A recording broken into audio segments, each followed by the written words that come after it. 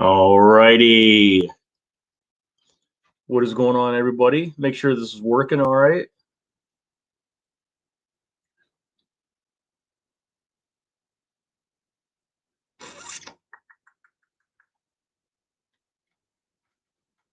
Let's see. This should be working here.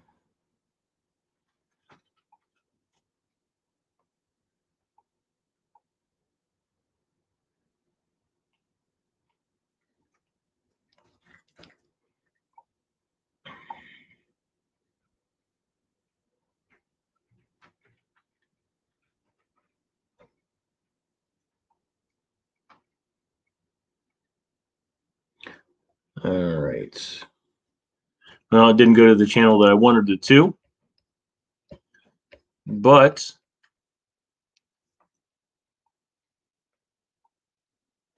oh shit. Okay. Let's invite my buddy in. First of all, I'd like to thank everybody who is going to pull up today for the 50th episode celebration with SAYNE'S WORLD, the most unlikely of YouTube channels, which started off as a dare from a few friends, with no followers, has turned into something with a, as you could say, like a kind of an underground following. So, make sure. All right. Yeah, this didn't go to the show that I wanted it to. Hopefully, you guys will find me. All right, so let's invite my guest in. Give me just a second here. Open a clipboard. All right. Hopefully that worked. Email.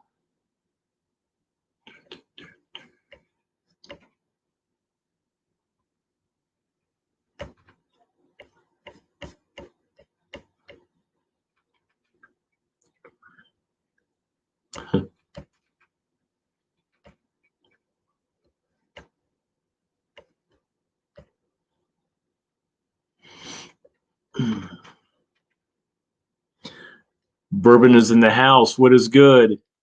What's going on, dude? Give me a second. I'm trying to invite my buddy in and having some technical difficulties here. Give me just a second. What's good, Bourbon? It's cracking, man.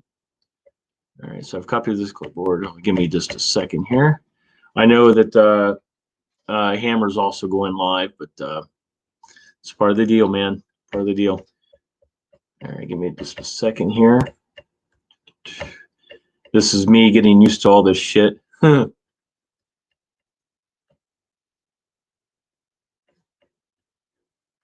right, compose. This better fucking work.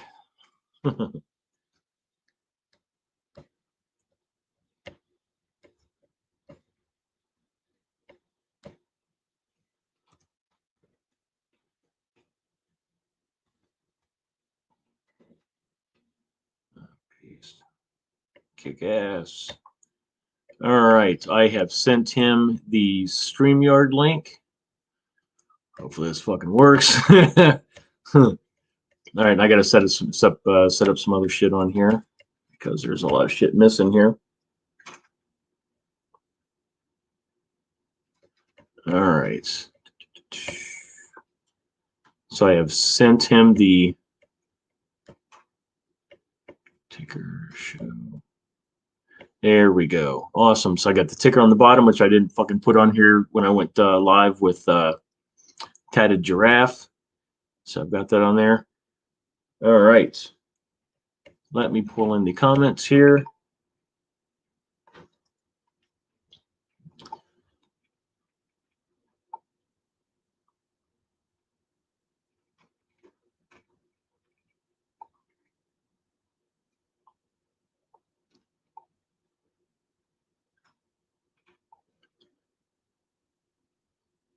Hi, baby. How are you? All right, cool. All right, so Don just got the link. So he's going to be pulling up here in just a second.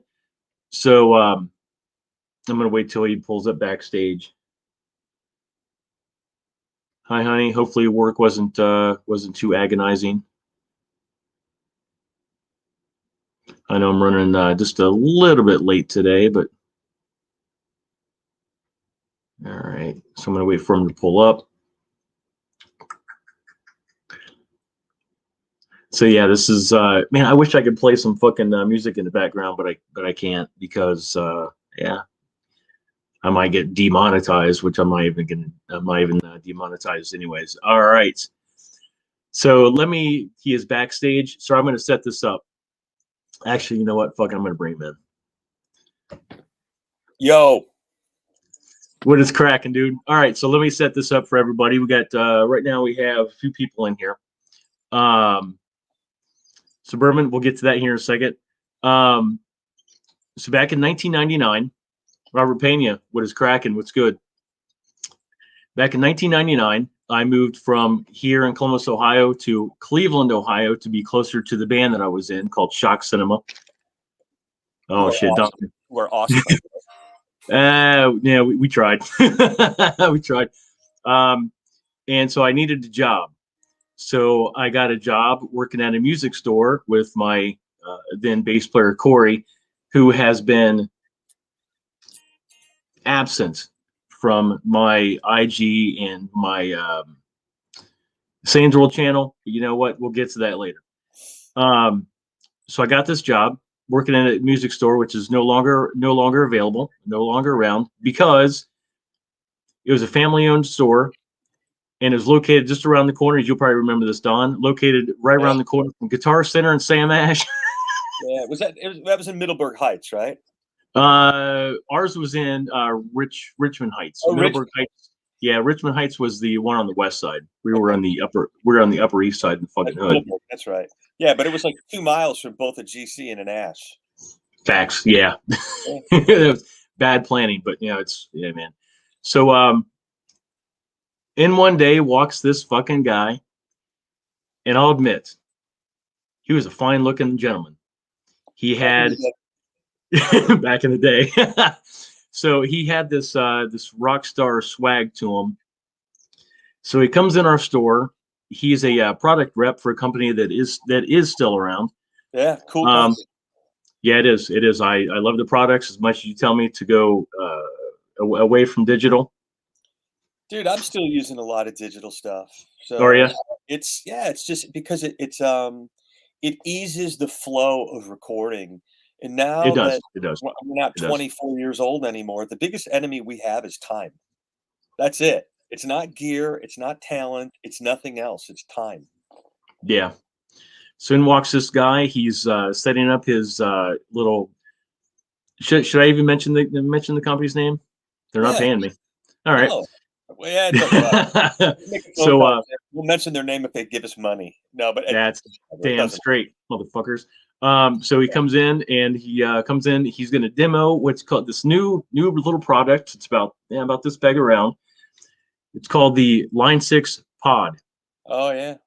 And you plugged in your guitar into this thing. You plugged the thing into an amp. Now, holy shit, you had sound. And played a few licks and said, "Hey man, my name's Don." So you begin to show us the newest in digital technology, which I still had my my Marshall 8200 fucking 100, like it was like I don't know, like 1,000-watt head. It was fucking huge. But yeah, so he comes in this little thing. He's like, "This is all you need, man. This is all you need."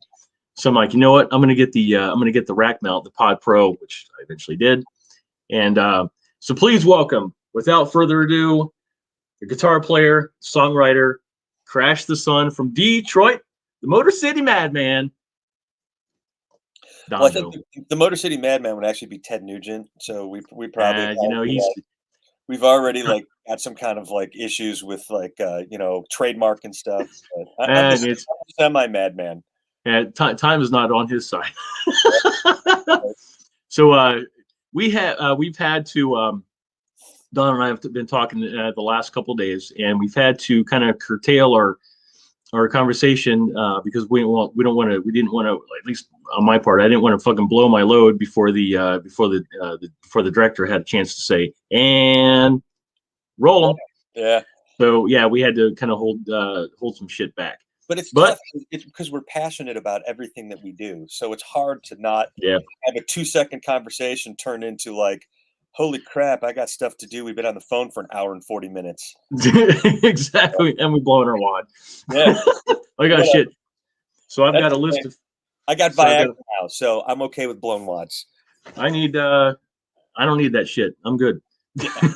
I'm good. 51 years old, and we're good. Let me get some of the comments here. Let me show you how this shit works. So Don, you'll see on the right side, it has you'll see comments and a private chat in the upper right. Yep. Click on the comments, and you'll be able to see the comments as well. There's nothing in the private chat. Cool. Just because I don't have anything set up. There's nothing in there. I got it. I just clicked on it. All right. So watch this. Check this out. Watch this. Bam. Nice. Bam. Bam. Bam. Let's do a my chick. All right. She's at work right now. So Suburban, we're going to get into this. Just want to say salute everybody for kicking it with us. I know that Hammer's going live, but part of the deal, man. Part of the deal. You know, it's you got 2 artists going on at the same time. You got to pick, unfortunately. And thank you. I am fully humbled to be here. Just to get that out of the way. It's pretty cool. This is who would have thought back in 1999 that we'd be fucking doing this shit on the fucking YouTube, which it didn't even exist back then. I don't know. It's 23 years, man. Fucking A, man. Yeah, we've known each other that fucking long. Holy fuck. Crazy. All right. So let me pull up the first question. And this is a very difficult one. I will answer my half. I will say that there's people that I work with, but until they sign on, I'm not going to mention them. I pretty much write on my own. I create everything on my own, and pretty much everything that they do is my direction. So you're basically Wolf Van Halen, pretty much. I'm man without a country. Yeah. So Don, how often do you get together with your guys? Not very often. We're if you're Wolf Van Halen, then JR and I are more like Hall & Oates, and that would make me the dude with the mustache, whatever that guy's name is. You know, I think it was Daryl Hall. No, he was John Oates. He was John Oates. I'd be John Oates. But I am lucky enough and blessed enough to have played in a bunch of really good bands. So these guys are still to this day very good friends of mine. And so the talent pool that we have is a bunch of guys that live in Detroit, bass players like Brad Johnson, John Evedesian, who you thought was JR, but that's not. That's my bass player from Romeo. Because it confused me was the JR at the end. Yeah. Oh shit, that's JR. Cool. Yeah. Okay. So John Jr. So JR Lowe, who's the singer for Crash the Sun, but then we've also got all these guys that I'm still tight with. Got guys, drummer Bobby Myers, Pete Stepnowski, aka Peter C. Who else? John Evedesian mixes a lot of. He's been mixing everything so far, and I am a halfway decent recording engineer. Actually, I'm a hack. But John sort of fixes all my hackiness and chaos into something that sounds like music, which allows me to do what I like to do, which is play my guitar and write cool chord changes and play the solo once in a while where I just try not to suck at this point of my life. But between John and just a bunch of guys, some really pro guys like Chuck Alkazian, who's out there in the ether and will answer questions for me if I go, hey, is this the right guitar tone? Is there enough 2.5K in my Marshall Plexi cranked on 10? And is this model of this Plexi in soft tube close enough to my real amp for you to, to do stuff, or for John to do stuff? I mean, that's having guys like that is huge. We have a couple guys in Nashville that I talk to via Facebook. Michael Pual, who works with like Insane Clown Posse. I mean, wow. Damn. I can bounce ideas off of him, and he's like super talented and plugged into the right channel. And speaking of, I think JR is going to take a bunch of our songs, strip them down to acoustic, and head to Nashville in the next week or so. Okay. To do like kind of an acoustic gig down there. I'm going to try to do it, but with all the crap going on with me right now, it's pretty tough to do. So I'm in the middle of like, studying, and I'm a pilot. My real gig is flying airplanes. So yep. I got to make money somehow. Yep. Bourbon says Nashville is fire, which it is. It is. Yeah. The last. Yeah. Oh, it's fucking. I mean, all the best songwriters there. They're not New York. They're not Los Angeles anymore. They're in Nashville. And the players, dude, you should see the players that are down there. Chris Nix. I don't know if you guys have heard of a guy named Chris Nix. Mm-hmm. With Jonathan Davis. He's another buddy of mine that I bounce ideas off of. He was a product specialist with me at Line 6, and I had to go up and do demos with this guy, and it was like trying to do demos standing next to Eric Johnson. Good luck. Like I grew up in Van Halen world, and I'm definitely not a slouch of a player, but I'm not that, and it was eye-opening when you see the amount of talent that's there, man. It's really cool.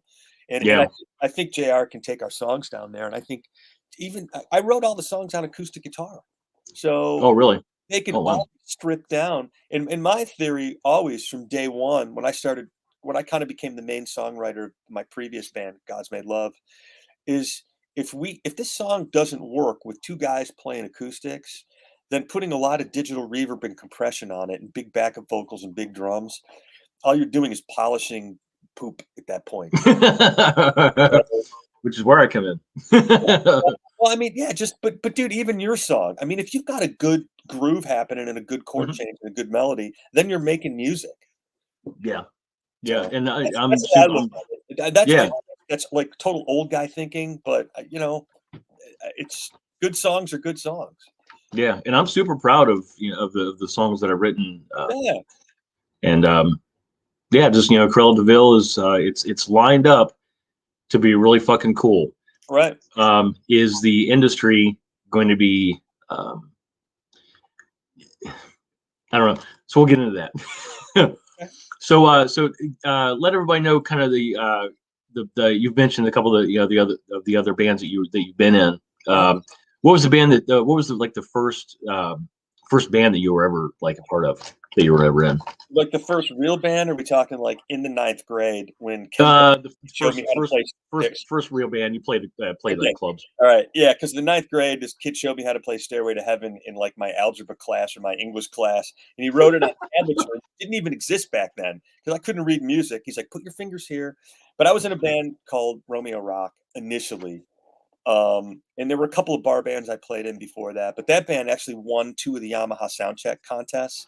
And I was in the band with John Avedisian. I think that Yamaha Soundcheck contest is now called the John Lennon Songwriting Contest, if I'm not mistaken. I think they still do it, but we were a top 5 finalist band in 1989 and 1990.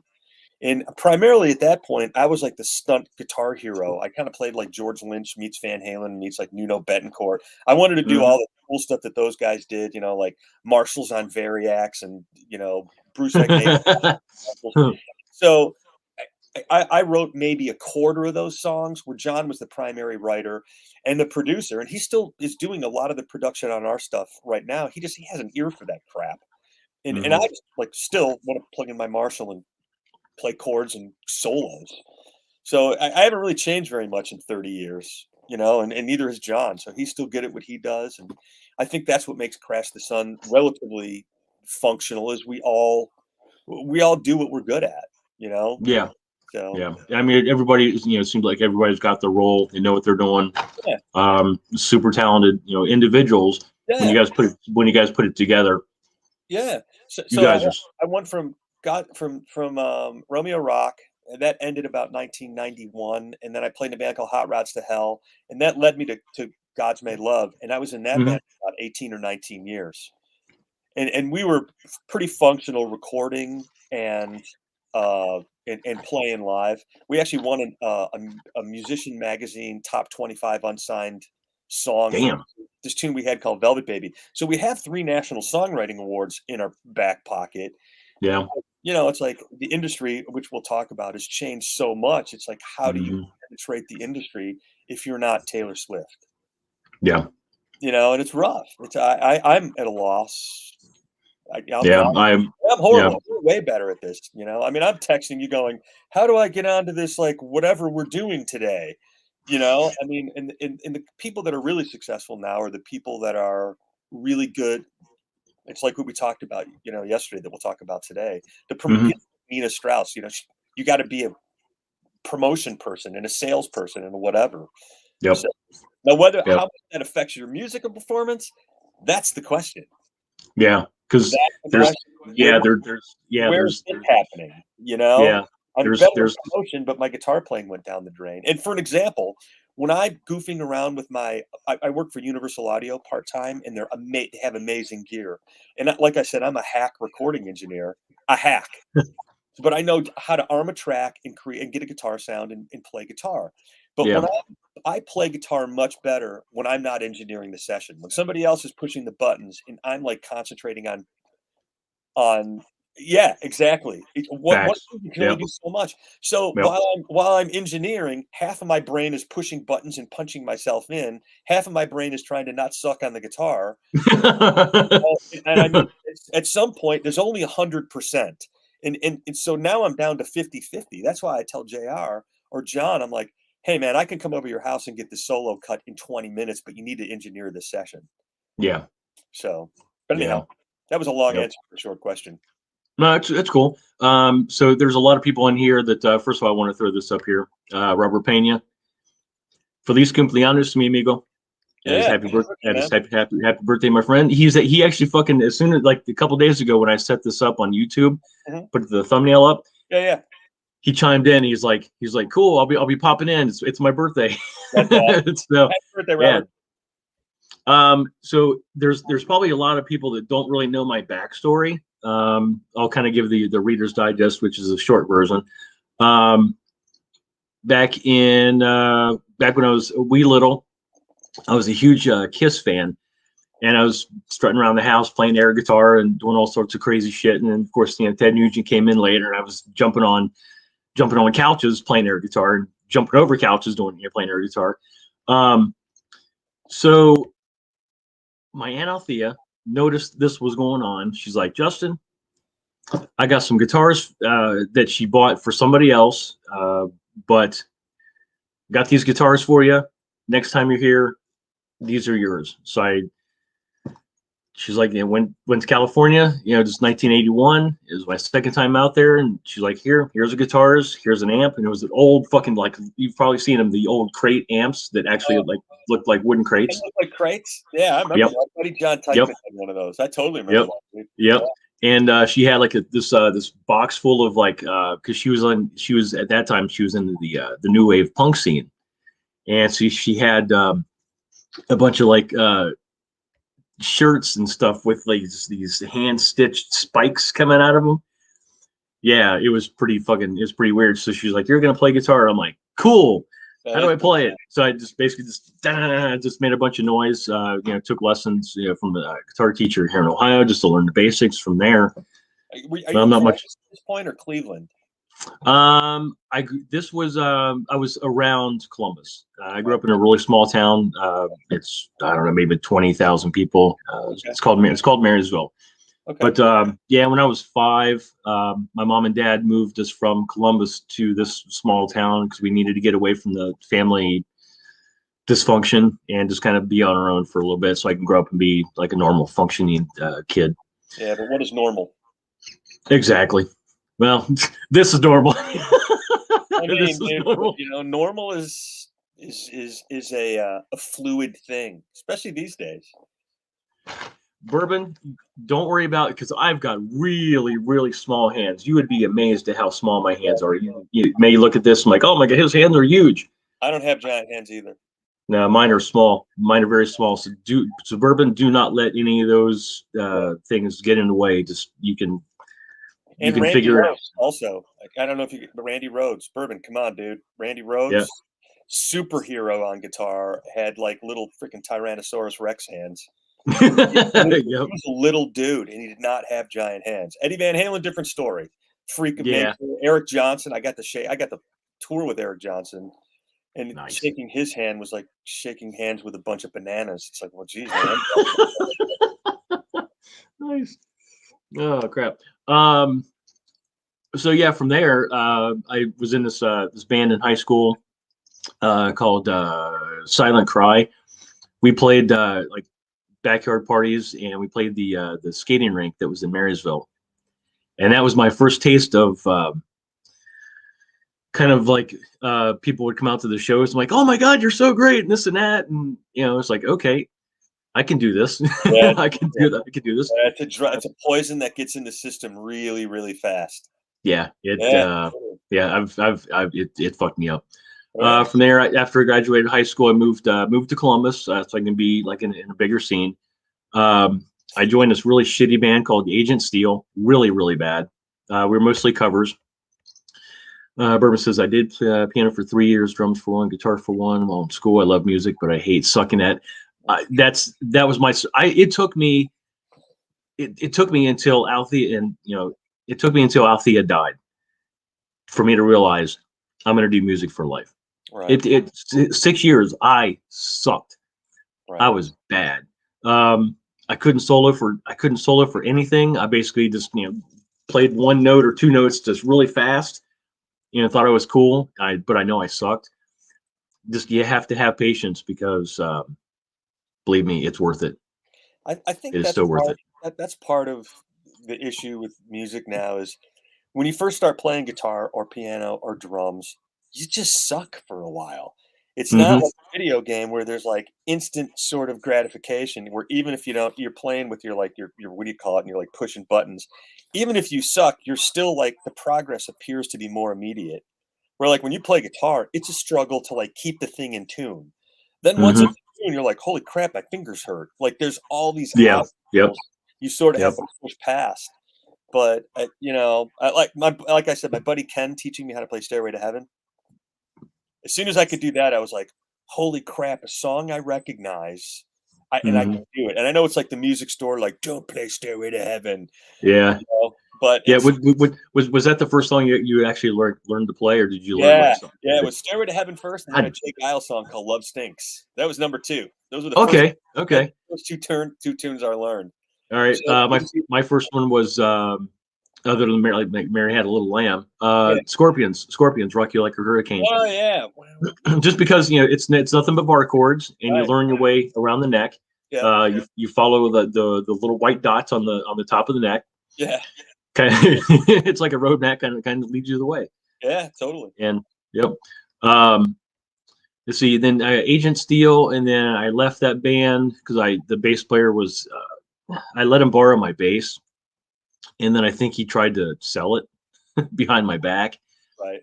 And he's like, hey man, I need my bass to record some tracks or something like that. And it was like 2 months before I got the fucking thing back, and pretty much like the day after I got it back, I quit. So then let's see, I got in a band, Freak Show, which we were kind of based around the campus area. We weren't as freaky as the band name sounds, but that's when we started playing like more and more originals. We had like around Worthington. Yeah, Worthington's like just a little bit north. Yep. Yeah. And then let's see, I was in. There's a guy, the singer. Dave McCrary, he is now the TV host for a Columbus show called oh shit, it's like a lottery show, and it's fucking weird seeing him. Yeah, it's weird. Cool. Yeah, but I mean he's doing well. I see him like once every couple of years, and he's doing well, and he's happily married and all that stuff. My bass player, Johnny Arkaki, he lives out in Hollywood. He co-owns a restaurant called St. Felix. One of the best meals I've ever fucking had in my life. They employ Chad Stewart, who was the drummer from Faster Pussycat. The most lethal. What's that drink that has the tomato juice in it? Vodka. I'm not a big drinker. So you're not. You put celery in it. Help me out here. It's called a. Every time I taste one of those, and I don't taste them very often, it tastes like I'm drinking spaghetti sauce on the rock. Literally, it's just that's every time I taste it, I'm like, why do people drink this? I'm Italian, so I know what spaghetti sauce tastes like. Spaghetti gravy if you're from Boston, but it's like I totally don't understand this. A Bloody Mary, maybe? Is that it? That's it. Yeah, Bloody Mary, the most lethal fucking Bloody Marys you'll ever have. Chad Stewart. Chad Stewart, the drummer from Faster Pussycat, makes them. Yeah. By the way, according to my friend Melanie, the reason that I'm not a rock star and that I never really made it to the top tier is because I don't drink and I don't do blow, and I don't smoke weed. So apparently, I didn't do enough illegal pharmaceuticals and alcohol to be an official rock star, according to my friend Melanie. I'm just letting you guys know that right now. She's diagnosed and solved why I'm not like Van Halen. It's like she's like, you didn't have any freaking drug problems, dude. That explains why we didn't make it, because we didn't fucking whatever. Whatever. Yep. Naturally athletic. Don and I, we actually were multiple. We tried music. I hated sucking and wish I had stuck with it through, especially guitar and piano. It's music changes lives. Yeah, in way that cannot be explained. Totally. It's just one of those things. Yeah. So yeah, and then from Freak Show, after I left that band, the bass player decided to bring in a second guitar player, and we were kind of like a rock punk type thing. And this guy comes in with a fucking wah-wah pedal, a Fender Strat, curly hair, just wow. It changed the fucking sound. I'm like, this is not going to work. I'm out. I think they played a couple shows, and then they eventually broke up. And then that's when I hooked up with Shane, the singer from Shock Cinema in '96. We met up at a Enough's Enough show, which we're going to talk about that later. Way underrated, by the way. So fucking good. Way underrated. And then from Shock Cinema, I was in there '96 to 2002. Left the band.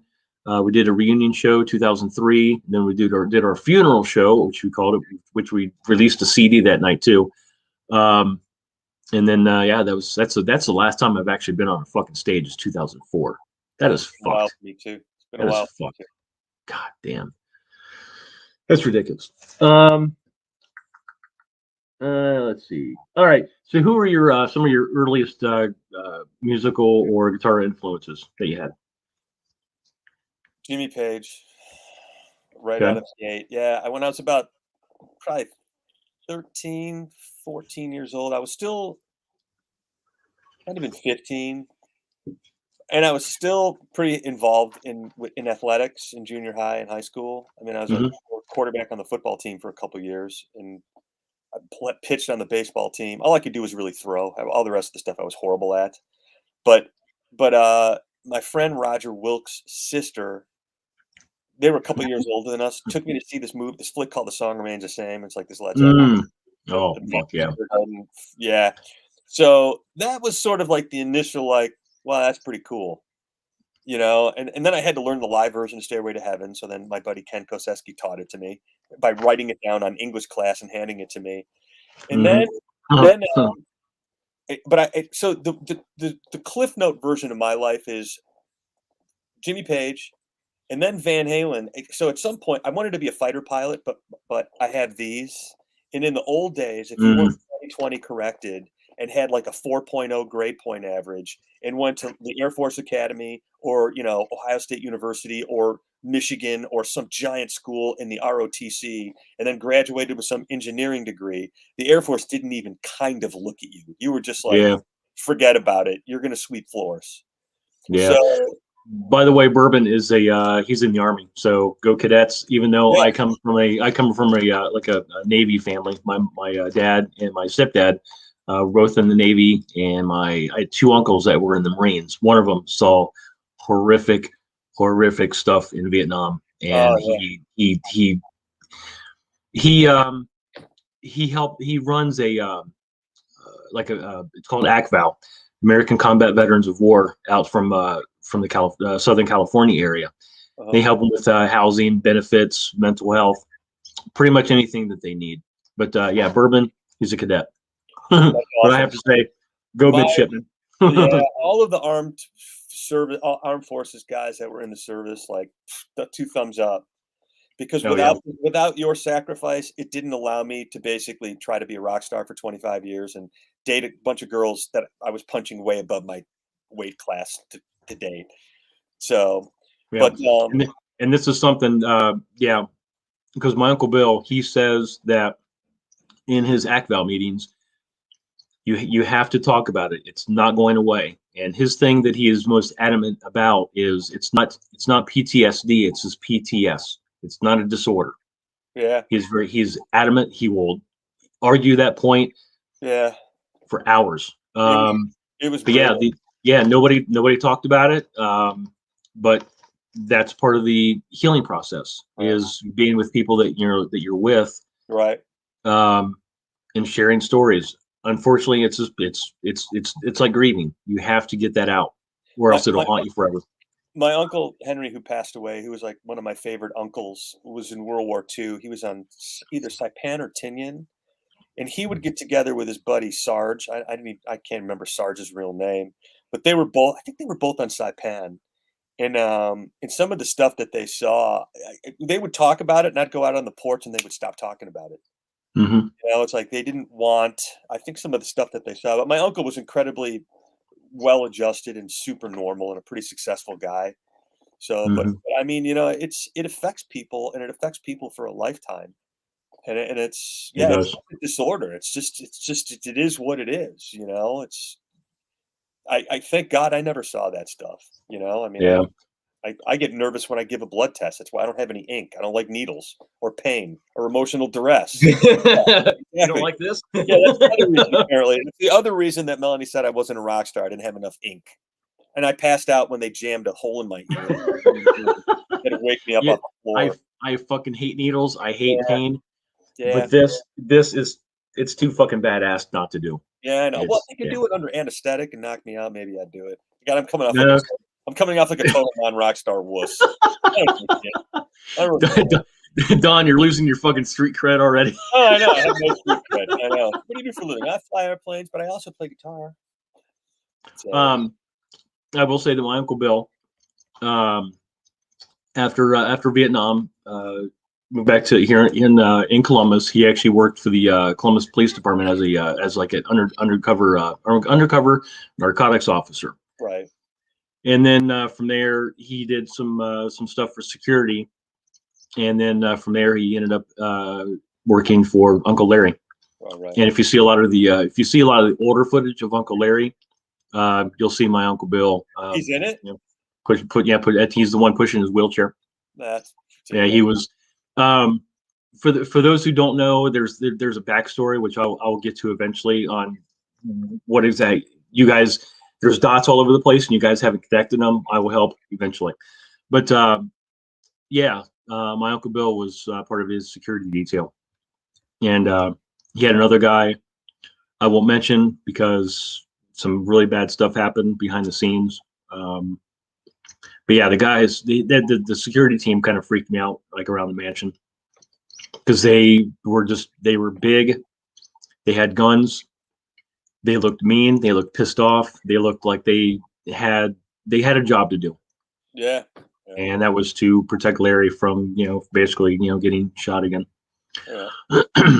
But my Uncle Bill, he says that people don't talk about it, but they definitely need to. Yeah, they should. Yeah, Bourbon and I served 2 years in Iraq, 1 in Afghanistan. Eventually, I had to talk to somebody. Yep, I did behavioral health for 3 years. Damn. I mean, there's so much more. I love music. I mean, this question started with how did I start getting into music? Jimmy Page, and then at that point, I wrecked my knee in the 10th grade. I started going to concerts, so I saw Rush, and then July 3rd, 1981, I saw Van Halen, and that was sort of the Beatles on the Ed Sullivan Show moment for me. I walked in there going, I'm going to be a fighter pilot. And I walked out of there going, I'm going to be a guitar player. I literally 3 hours, life change. Yeah. So that's Cliff Note. I always loved, Gene Simmons from Kiss, Ted Nugent. They were my, probably the earliest heroes. And then I heard Motley Crue. And I was like, this is fucking cool. I can get behind this. Right. But I was playing guitar at that point, but I wasn't like good at it. I played just on occasion. Right. But unfortunately, when Althea died in 1987, that was the day that I was like, I have to do this. Right. I have to do this. I have to. It's just and I haven't stopped. Yeah, neither have I. Yeah, I paused, when I was kind of doing the Line 6 to Flying Airplanes career change. There was a pause for a little bit, but as soon as I Hmm. could get right back on and play, it's funny. It's like after I left Line 6 and started my quest. I was already flying airplanes. Even when I was at Line 6, there were times I was in Ohio where I'd flown the airplane in and I was Oh, driving really? the car around, and then I would fly the airplane. I was part owner of an air. I was in a club. I Oh, didn't okay. have a jet or anything. A little like a Cessna. We owned a Grumman Tiger and a Mooney. But I would, I'd take the airplane out and I would go to. I had the stores like up and down. After they took me out of the Ohio area and switched my job to the kind of the sales guy gig, which I didn't like as much, but I Yeah. made way more money. So I was like, hey, I'm gonna go buy into this flying club. Well, I would like take the airplane and like land in like DuPage, Illinois, rent a car, do all the stores in Chicago, all the stores in Milwaukee, drive back to DuPage, fly to Green Bay, do all the stores in Green Bay and Stevens Point. And because I didn't have to drive for 6 hours to get there to Chicago or 5 hours, I'd finish all my stores like a day early. And then all I would do Friday is just fly down the west coast of Michigan, make a left turn, fly to Grand Rapids. So I could do 5 days of work in 4 days. Wow. Yeah, and then I could offset some of the money because I call my regional manager guy and I'm like, hey man, can I or my regional whoever my boss was, whatever he was called, and I'm like, I would have driven 1,500 miles. If I pay for the rental car, can I take these 1,500 miles and use it to pay for part of the airplane? He's like, yeah, dude, Okay. let's get your job done. Oh, So wow. I got to offset some of the cost of flying, which was cool, which definitely helps. So it was Yeah. cool. This is a good question from Bourbon. How old were you when you did your first show? Ah, I do believe it was the summer of ninth grade going into the 10th grade. Or 10th grade going into the 11th grade. I think it was ninth grade going into the 10th grade, and I was in a band called the Invaders. And I had like a black Magnum Les Paul Custom. Okay, like a cheap Korean sort of Hmm. looked really rich. And then I plugged into an amplifier that my buddy Ken Koseski, who taught me how to play Stairway to Heaven, he was like the lead guitar player in the band.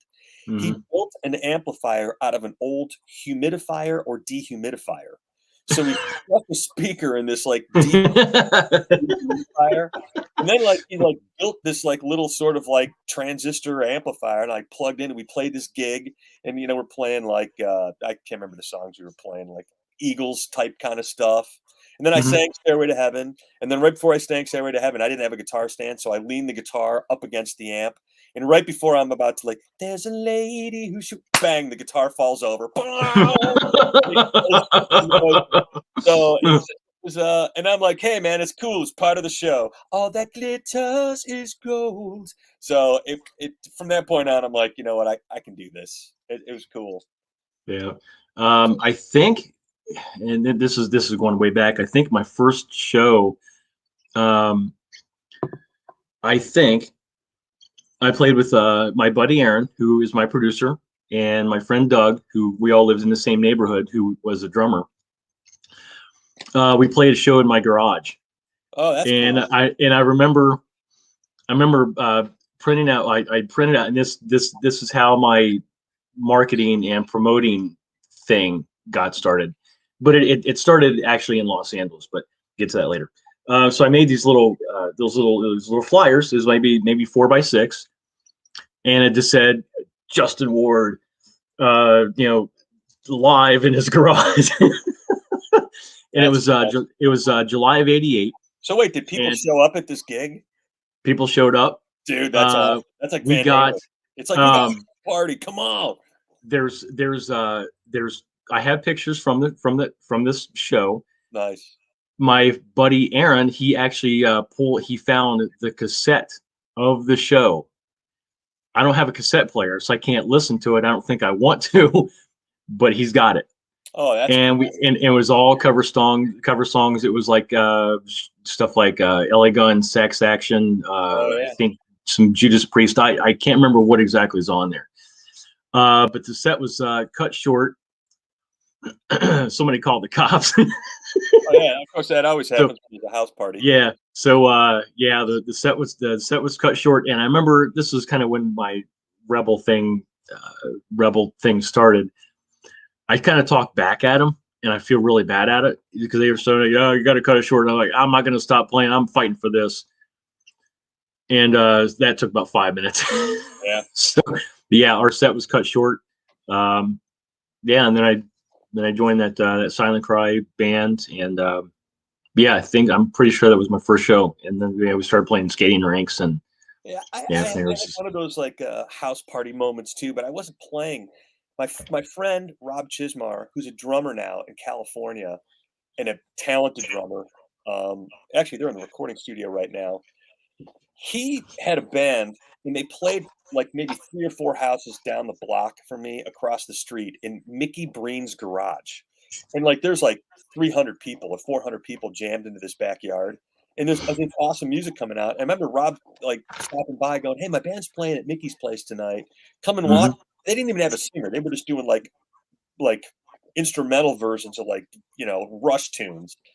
So I was like kind of like I was when I was younger, I was pretty shy, which is weird. I was shy yet outgoing, which totally matches my ENFJ personality.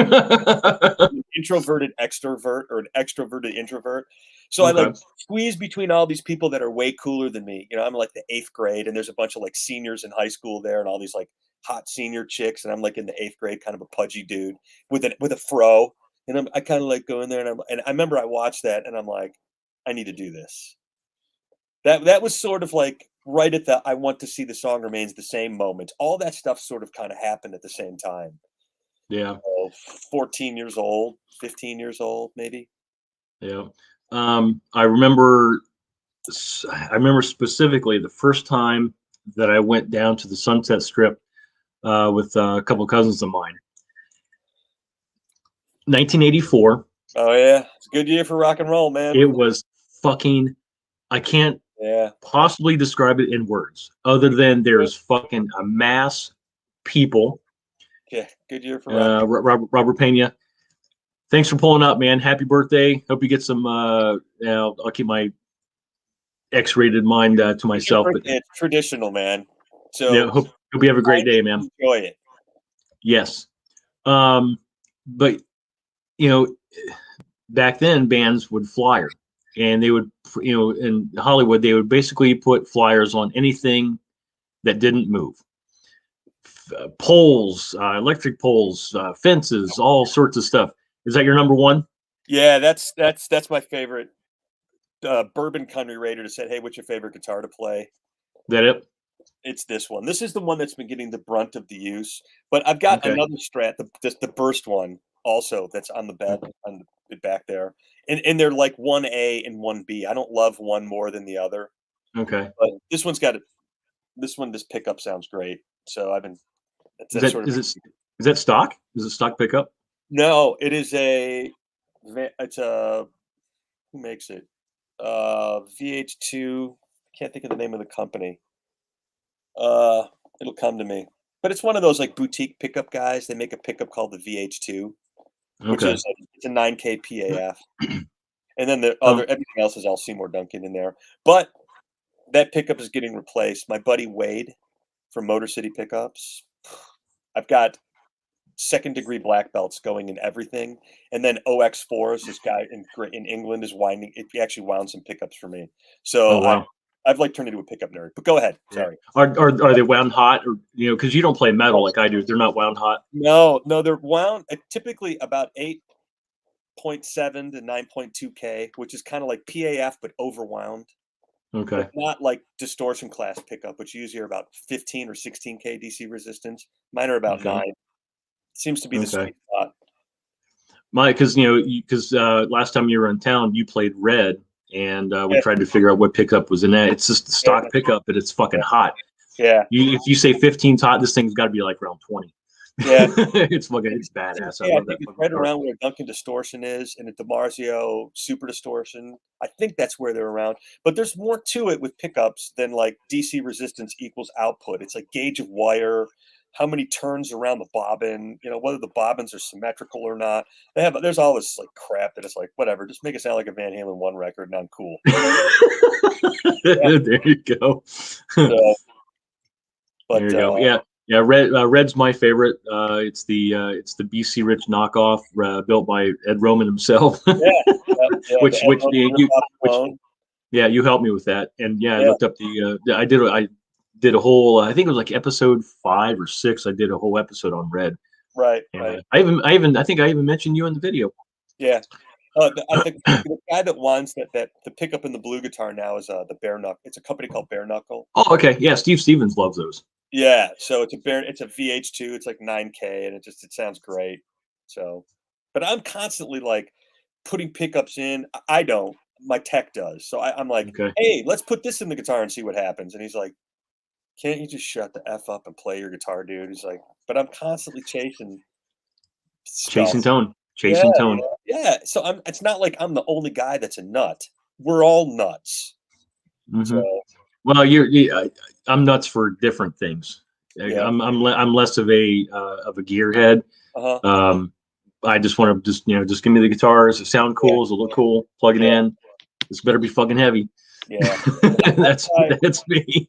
You asked about digital stuff, dude. Even when the pod stuff came out, 98, 99, right when all that Line 6 pod stuff, it just streamlined record. Look, my ego wants to plug into a 100-watt Marshall, turn the Variac down to 90 volts, crank everything on 10, put a bunch of mattresses around it, stick an SM57 or PVM 45 on it, mic my cabinet, play for Van Halen for 2 hours, then cut a solo with it. That takes time.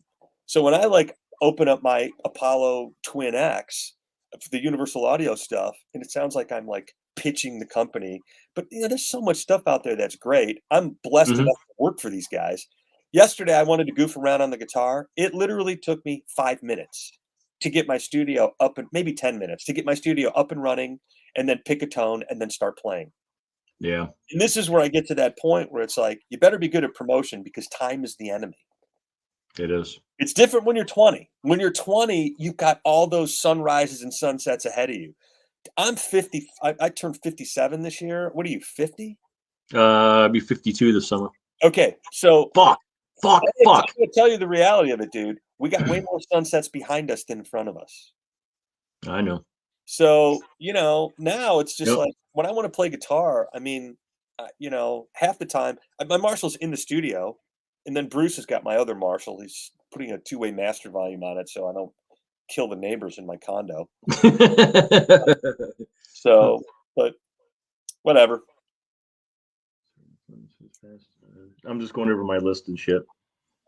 What are some of your the bands that are around currently? What kind of stuff do you listen to? Wow. I sort of went off the reservation with what I listen to because I listen to primarily 80s rock in the 80s, but in the 80s it wasn't 80s rock. In the 80s it was just rock. You know what I mean? It's not like it might have been hair metal in the 80s. Well, we didn't even call it. I think that came like in the 90s, I think. People called it hair metal. So when the grunge thing happened, they had to go, dude, you're a fucking hair metal guy, you know? I mean, you don't like metal. You don't like wear Doc Martens and gaze at your shoes and then squirt patchouli oil out of yourself and whatever. And that's cool. But I also listen to a lot of that grunge stuff. Like I love Soundgarden. I think the Soundgarden is great. And I love Stone Temple Pilots. And then when the rap rock thing started to happen, some of the stuff I thought was okay, but like I'm a melody dude. So as soon as like the rap rock thing started hitting really big, that's the one thing that I really loved about music, sort of like wasn't in rap rock because there isn't a melody in rap. It's basically beat poetry over a drum beat, which is cool. Words and flow. Yep. Yeah. So and there's nothing wrong with that, but I'm like, I want to play chords that drive melodies, and if you're not sing a melody over the chords, then I'm like, I sort of like go, well, where can I go to get this? So I started listening to singer-songwriters. The band Dishwalla was always cool to me. J.R. Richards, the singer from Dishwalla, a guy named Howie Day. More recently, a cat named Jason Isbell, who my buddy John Anderson, a pilot friend, is like, hey man, you should listen to this Jason Isbell guy. He's like an Americana rock guy, but he just writes amazing songs. Tom Petty. I started listening to stuff like Tom Petty. So I am all over the board. I don't really follow like the super bro country stuff. some of it is okay, but Mm-hmm. a lot of the super country stuff now, like the quote bro country, I take a step back and I go, okay, sample drums, big backup vocals, and guitar solos that sound like rock. It starts to sound like 80s rock with a violin and a singer with a Okay. spoon.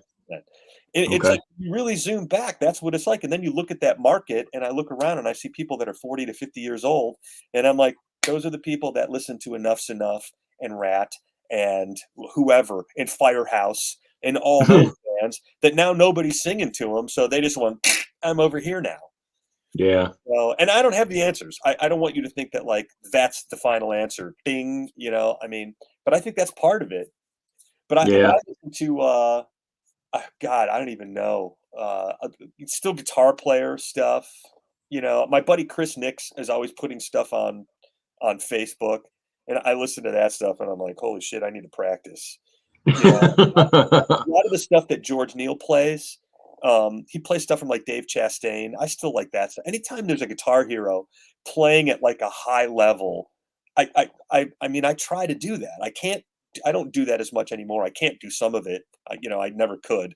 But that's always what I was shooting for. I got to sort of the Van Halen point and a little bit of the Yngwie J. Malmsteen point. Mm-hmm. But when I hear guitar players that are doing stuff I like that stuff. It's not really in Crash the Sun music, but that doesn't really, I listen to, again, it's so much stuff I listen to contemporary Christian stuff because some of the production on there, I'm like, God, I can totally steal that production. And I even actually play I play occasionally with Orchard Grove Church in Commerce, Michigan. And I haven't done it lately because my flight schedule is out of whack, and their rehearsal day usually I'm not in town for. Mm-hmm. But just getting to play with cats like that, Jared Chipman, the old worship leader from Orchard Grove, Dustin Lowley, is in a band called Sanctus Real now, and they just got a gold record. I mean, I could tell when I started playing with these guys, I'm like, this dude is uber talented. So, and it's weird. It's like I'm not the world's greatest Christian. I mean, I look at my past and I'm like, that's pretty unforgivable. You know what I mean? But just the opportunity to go up and play in a situation where you've got a great PA, you're playing with great musicians, you're playing for a good cause, and you're playing for people that are receptive to the idea and the music, kept me. And they're like, hey, we don't want you to do. They gave me free reign to change all the guitar parts. So I would come in literally P-51 Mustang on a strafing raid, totally changing these parts and really making the songs rock. And I remember one of the pastors is like, the band just sounds different when you play with them. I'm like, heck yes, it does. Because I'm basically taking those guitar parts and throwing them out and going, if I was in the band, here's what I would have done. Mm-hmm. So it's cool. It's just another sort of avenue for me to be creative. So I am literally all over the. I still listen to Donnie V stuff from Enough's Enough. Mm-hmm. That guy is great. I actually talked to him about singing some stuff when I was in God's Made Love. Yeah. I remember you telling me that he was like, hey, do you have any more of this stuff? And you're like, yeah, I got more of this stuff.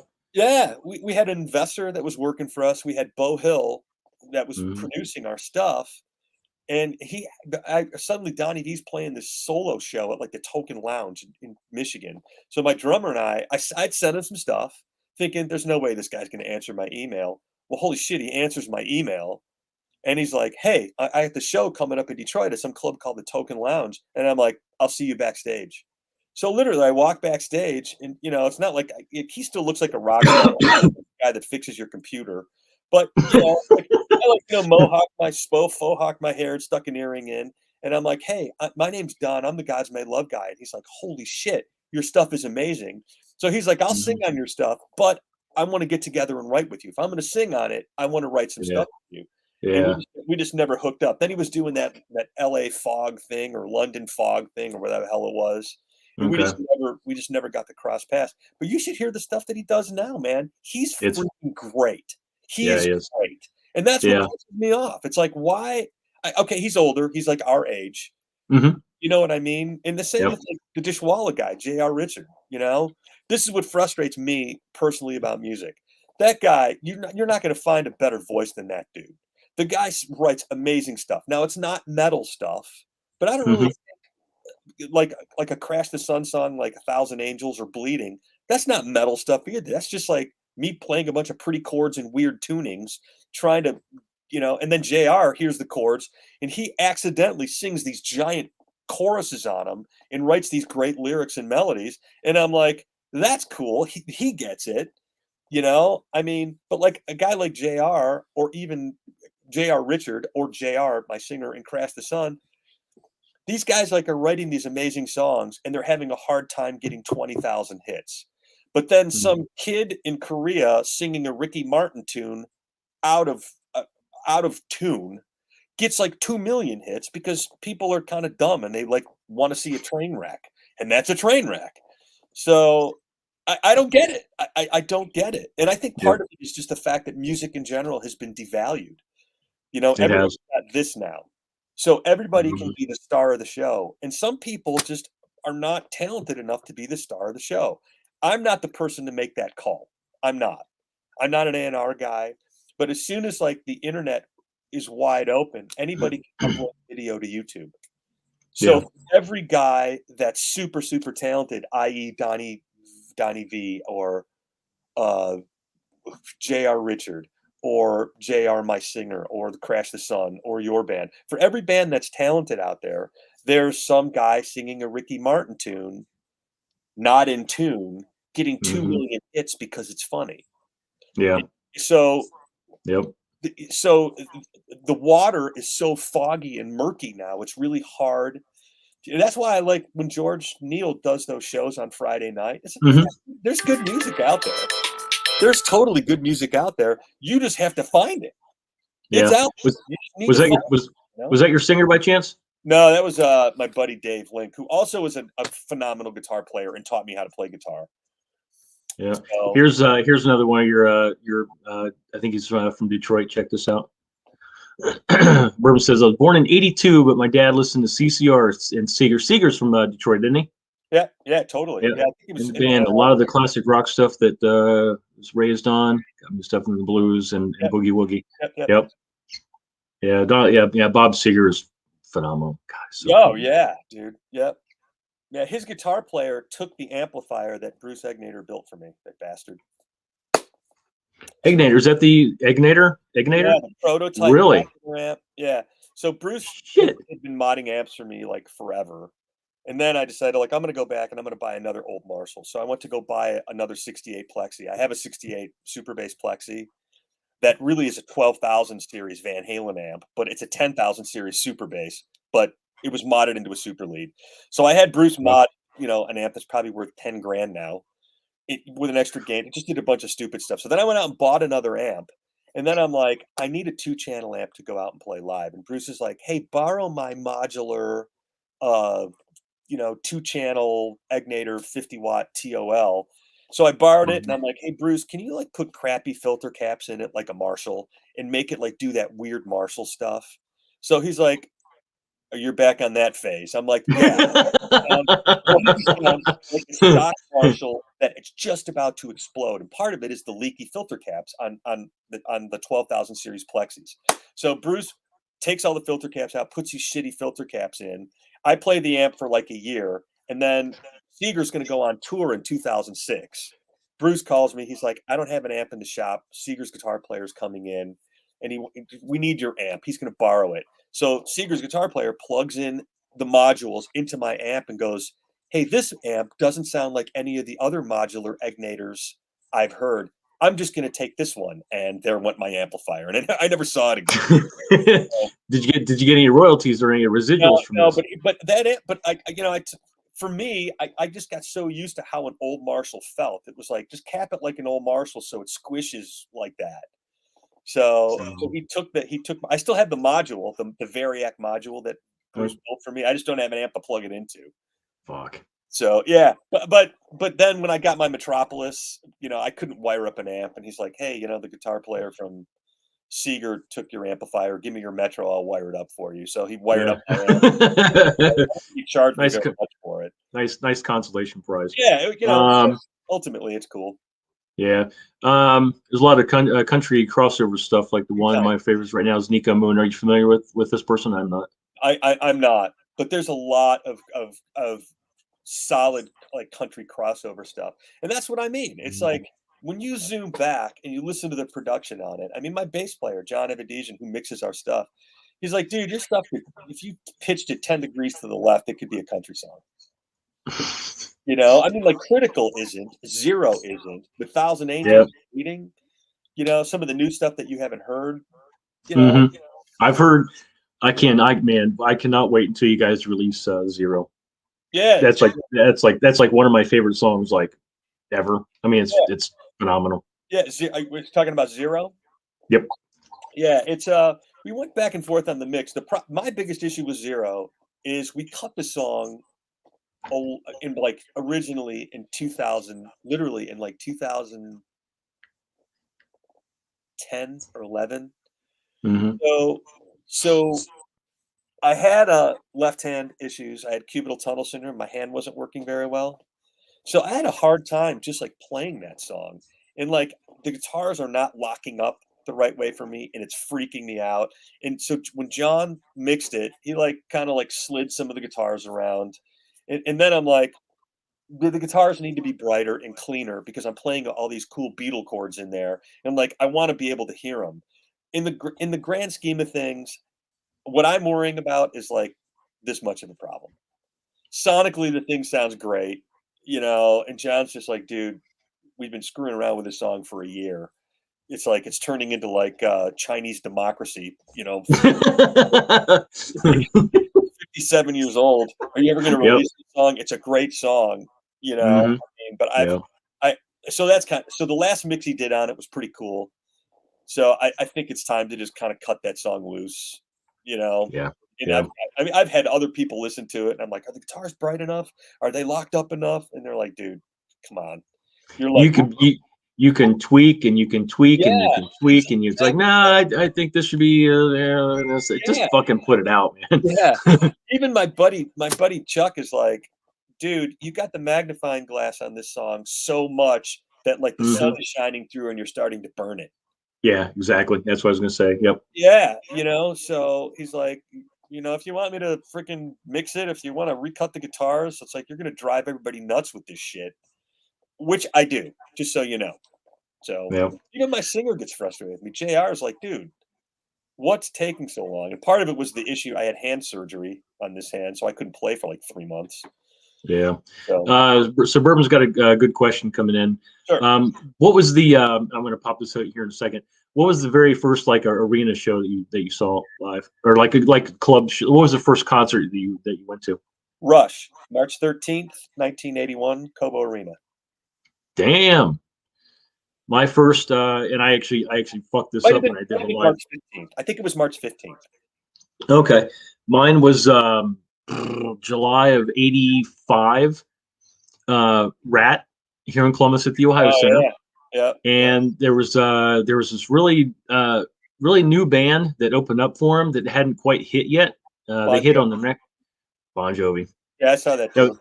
Yeah, 7,800 Degrees Fahrenheit. That was a killer fucking album that nobody talks about because it didn't have the fucking hits that Slippery When Wet.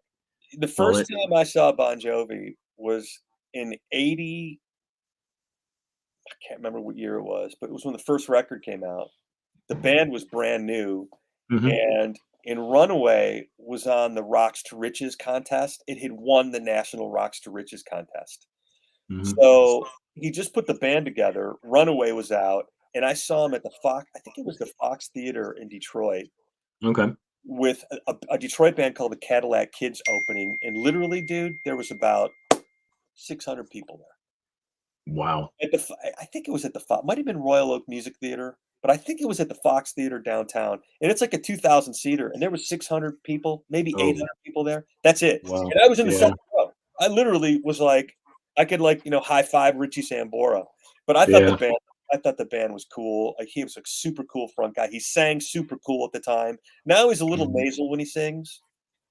He's a little he's kind of it's a different thing now. Yeah, but the the guy's 60 years old. You know, I mean, he's had a pretty successful career, so I can't really,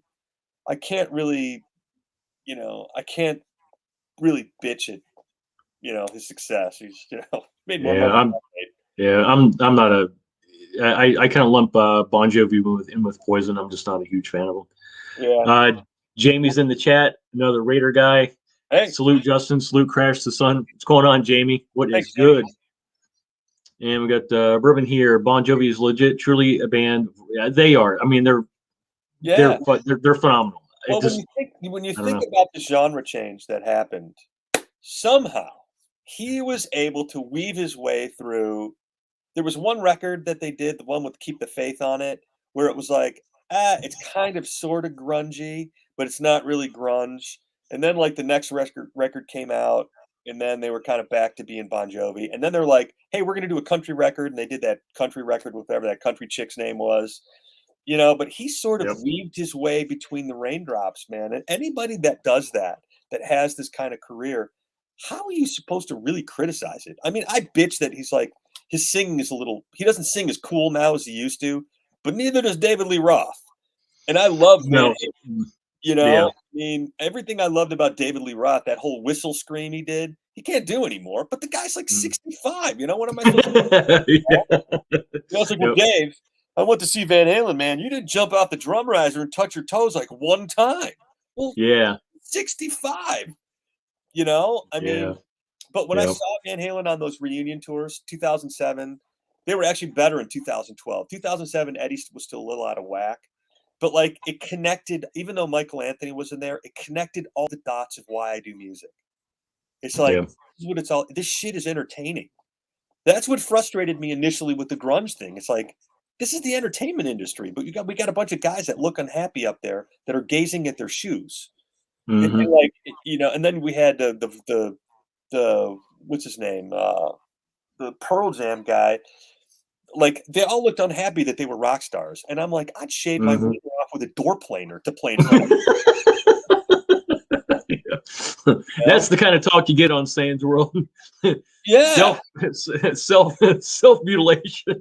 You know what I mean? It's like when I saw Van Halen, man, on the '84 tour, they had 2,000 par cans. Now, granted, you don't have to do that now because you've got one light is 8,000 different colors, so you only need to carry like 300 of them, and you've got a 2,000 light show. But you know, I don't know, man. It's like it's the entertainment business for a reason. That's why you look the way you look. That's why, you know, you want to do this. That's why I want to do this. I want to be entertaining. Yep.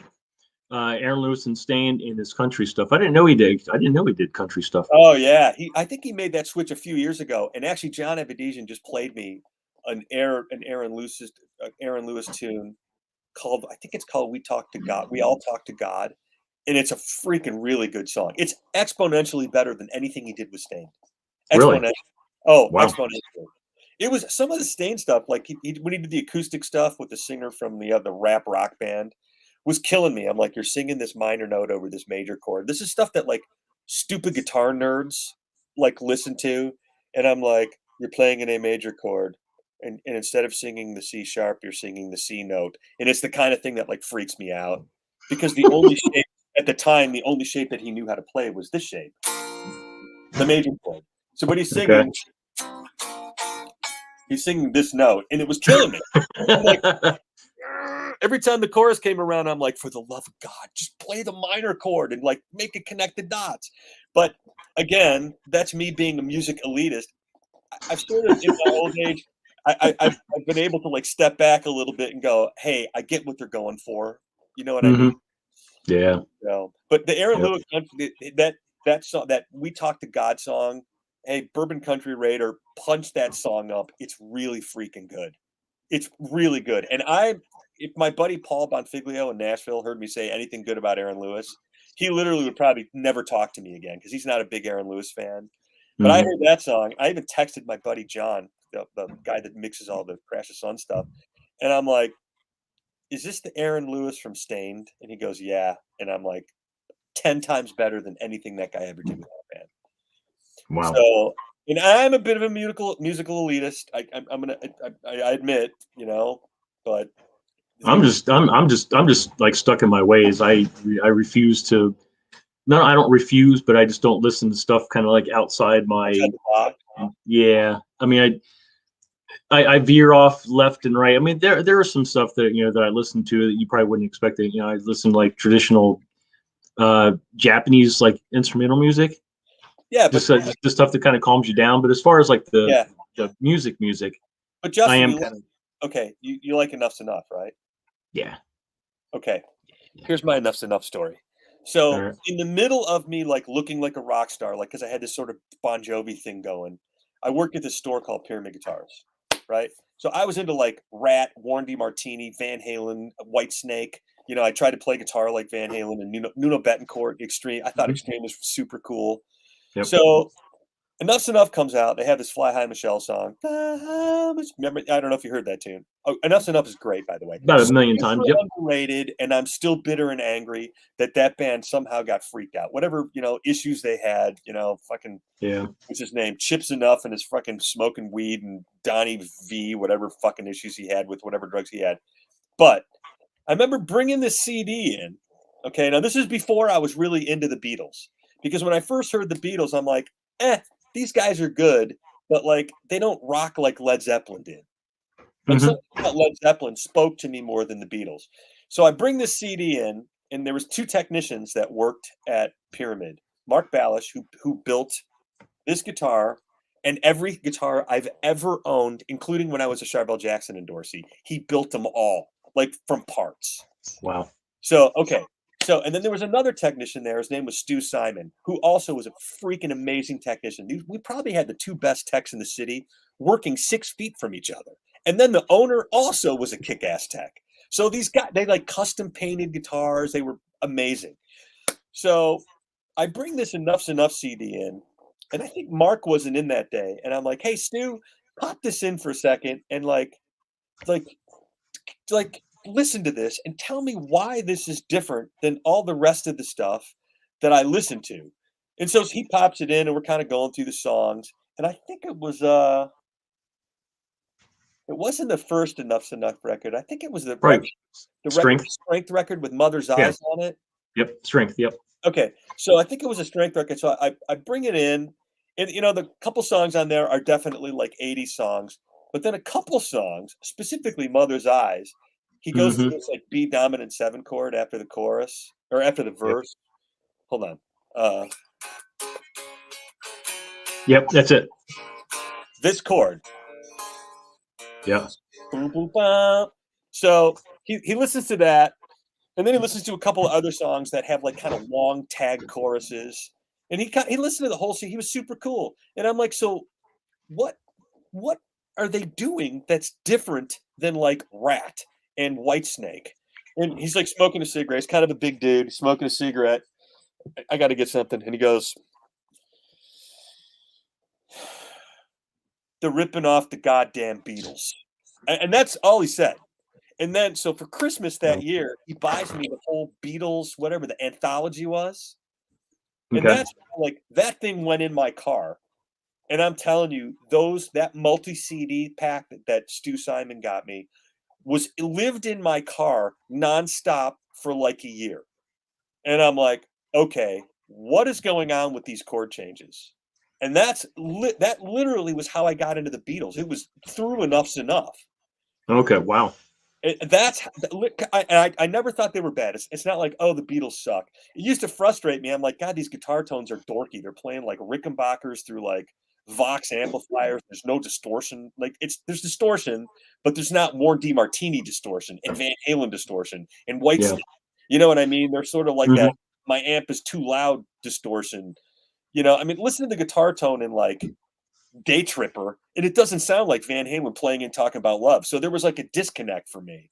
But as soon as I was able to sort of like, I'm going to go one notch farther back and put on my long distance glasses and go, what the hell is really happening here? That was sort of that was number one of like, I need to write better chord changes, because better chord changes will drive better melodies. Lesson number 2 for me, there's the Eagles. You heard of the Eagles, right? Yep. This is so non-heavy metal, but my mom was friends with this guy named Smokey Wendell, who was like their road manager. So when they did that Hell Freezes Over tour in like 1990, so yeah, exactly, because they're fucking great. So okay, so I decided I'm gonna go see the Eagles. My mom gets me a couple of tickets. We're on main floor, we're probably 20 rows back. I took the super hot girl named Lori Hastings, who all my friends wanted to date. She was super hot. She decided she's gonna go to the concert with me. The second that concert started, and my buddy Dave Keir went with me. The second that concert started, it was I was so locked in on what was going on. It was like Lori who? Like I forgot about the super hot girl that was there. Dave and I immediately start like ripping these songs apart. And then I realized they played 3 hours and not one shitty song. Not one. Yeah. So I remember calling my bass player and I'm like, dude, we need to write better songs. And he's like, oh, you're freaking out. And that was sort of lesson number 2. And like, I need to be better. Not better shredding on the guitar, just like I just wanted to write better chord changes and sing better melodies. So that's sort of kind of what led me to God's Made Love and Crash the Sun. Yep. And the Eagles are great. So don't be busting the balls of the Eagles. No, I wouldn't. My dad, if my dad were alive, if I talked smack about the Eagles, he would kick my ass. Oh, they're great, dude. They're great. I constantly joke around with JR. I'm like, dude, there's this band from California called the Eagles. Are you hip to them? And he's like, he's like, you've asked me this like 5,000 times, dumbass. Yeah, my dad was huge into like Queen, Bad Company, Eagles. My mom, however, was hip to disco. So they divorced. Wait, your mom was into disco? Yeah, my mom is. She was huge into disco. I refer to my mom as the still reigning disco dancing queen of Columbus, Ohio. Did she roller? Is she like roller disco? She would go out and she would actually go out dancing with her sister Marcia. She had some crazy friends back in the day that would take her out to the clubs and stuff. When we were out in California, I'd be hanging out with my cousins, and her and my Aunt Marcia and Althea would actually go out to the clubs and go dancing and do all sorts of crazy stuff. So got some comments up here. Jamie's on here. Bourbon, yeah, same here, bro. From Slayer to reggae to country to doo-wop, no borders. Yep. Yeah, and that's kind of where I am. I mean, I just, and if you really look at the music industry right now, I mean, I think that's helped and hurt the industry because everything is now so crossed over. But then, like, you go back, you go, well, did it really hurt it or did it really help it? Dude, Woodstock, 1969, Jimi Hendrix, Country Joe and the Fish. You know what I mean? It's like there's a lot of like stuff that happened back then. Maybe we're just getting back to that, and it's not a bad thing. Yeah, which reminds me, this is a news story that I've been sitting on. Give me just a second. Let me find it. It's this came out beginning of last month. Give me just a second. And this is the kind of news stories that doesn't miss SAYNE'S World, but I wanted to mention this. Give me just a second. I gotta find it. I'm looking through my emails. My favorite anybody? Song. Yeah, Hotel California. I guess that's really the only song. It's called Last Resort. Last Resort. It's on. I think it's on the Hotel California record. That song is so freaking good. It's like, okay, I'm good. I'm not that good. So yeah. This is this is the kind of news stories that doesn't miss me. Hold on a second. Let me get rid of this for just a second. Gonna pop up. What does that say? Michael Lang, Woodstock. Oh wow. Yeah, that's crazy. Yeah, I saved it and I was going to mention it in one of my videos, but I just never got a chance to. So yeah, he was died Saturday night, January 8th. He was 77 and died for complications of non-Hodgkin's lymphoma at a hospital in New York City. I remember hearing about that, and it's but I mean, but think about it. I mean, my point is Jimi Hendrix, Country Joe and the Fish. You know what I mean? And then Santana. You know, I mean, Yeah. they were like a rock band, dude, but that's like they had all that whole Santana thing going on, you know? Mm-hmm. And Jesus, Neil Schon from Journey is playing in his band at that point. The guy's like 15. Wow. Playing in front of 500,000 people. Again, that's a shave your wiener off with a door planer moment. I'd do that in a second to play in front of that many people. I'd be scared shitless, but you know, it's I mean, and maybe it's not bad that the borders are that the genres are getting kind of blended and stuff. You know, I'm telling you, there's good music out there. You just got to find it. Yeah, and that's why I do what I do to shine to shine the light on artists that just are so far under the radar that it needs to be. Bourbon says his favorite Eagles song, Duel and Dalton. Yeah, it's a cool one. Is it good? Yeah, dude, there's so much good stuff on there. I mean, I just threw Last Resort out because I remember that was a song, right? As chords and melody wise, and then where they take that song musically is just like it's a bar above the. I haven't been able to hit that bar yet. You know, we get close. We have a song called "Bleeding" that we haven't released. That's close. Okay. It's not like that. It's with the unedited version is 5 minutes long. You know, I hacked together a string thing and I took it over to Chuck Alkazian's place. Chuck Alkazian is a huge producer in the Detroit area. He's like, he doesn't do local guys. He does like national guys. Okay. But he come into the music store when I used to work at Pyramid. And somehow I'm still friends with this guy. And he's another one who's like, what are you doing flying airplanes, dude? You are a songwriter. Like, I know your shit is frontline major league stuff. And I'm like, bro, I'm 56 years old. If I was like a 22-year-old, I mean, I don't look as cool in leather pants as I used to. I mean, I just like to play. And I was primarily, John Evadizian had a studio. So I learned to play guitar in a recording studio, which that enabled me. When you get that kind of feedback, when you do a guitar solo and then they play it back for you and you're like, oh, every time I bend to the A from a G, I'm a tiny bit flat. You can feel that immediately. Yeah, let me rip the Band-Aid off this. When guitar players are in studios, you cannot hide. No, it's you cannot hide. I'm struggling right now because I didn't play for a couple months in my right hand with this surgery bullshit that they did. And between that and the cubital tunnel shit in my left hand, and like now I'm playing with headphones on, and I changed my style a little bit less 3-note per string, fast Van Halen stuff. I'm trying to play a little more 2-note per string pentatonic-y.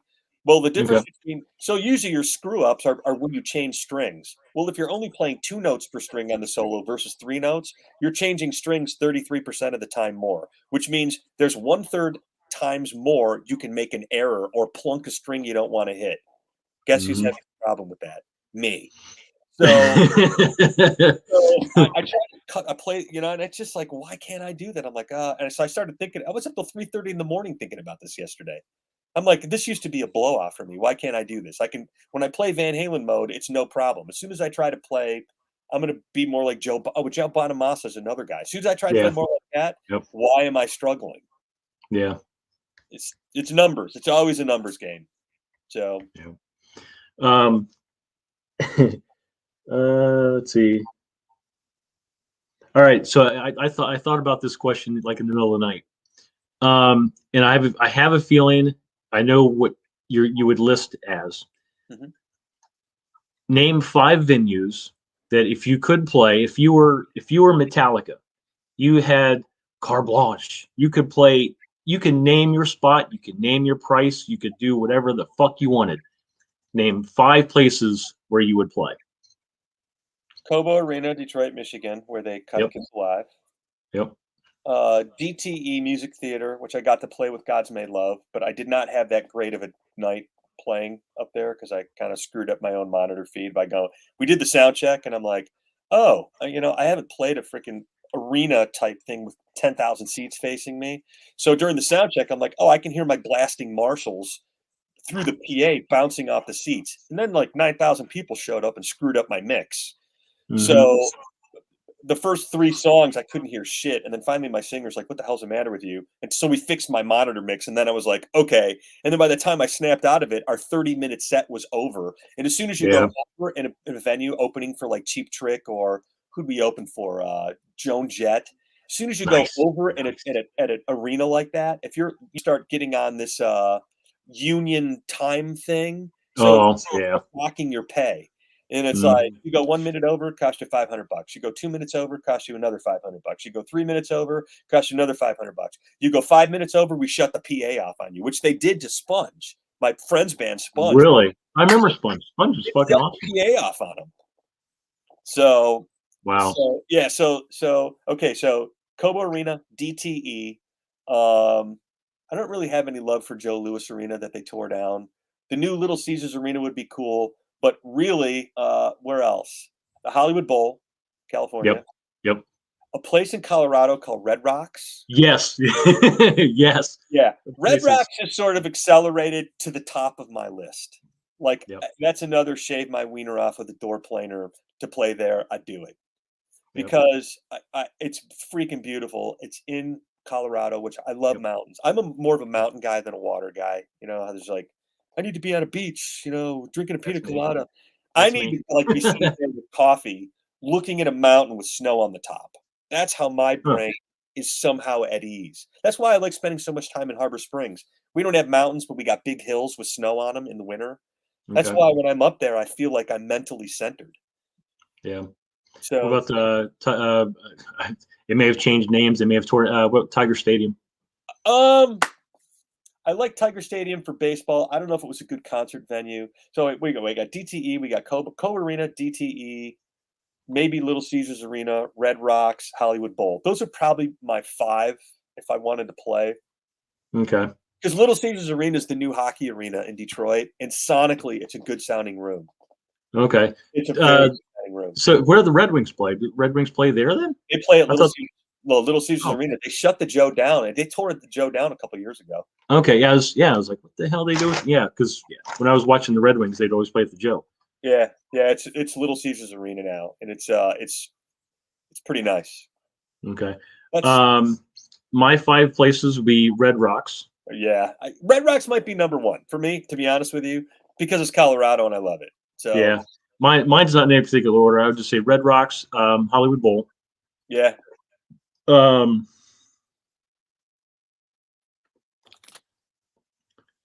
You're gonna laugh when I say this. Okay. I want to play in the parking lot of the Rainbow. Yeah, I played the Rainbow. You played the Rainbow too, didn't you? Or not the Rainbow. I played the Roxy. Oh, you did? Okay. Yeah. For those who don't know, they're right next to each other. The Rainbow is a bar. The Roxy right next door to it is a club. Rock club, right? Yeah, because they're having the 50th birthday for the Rainbow in April, and they're having which I'm going to do another episode about that. But yeah, they're having a concert there. They've had shows there before. They call it the Sunset Strip Festival, and I would love to play the Rainbow. Yeah.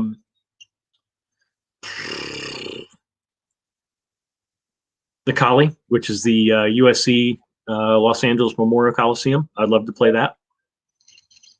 And what my 5th spot would be. Wait a minute, Los Angeles Memorial Coliseum. That's not the Rose Bowl, right? No. Which is the Rose Bowl?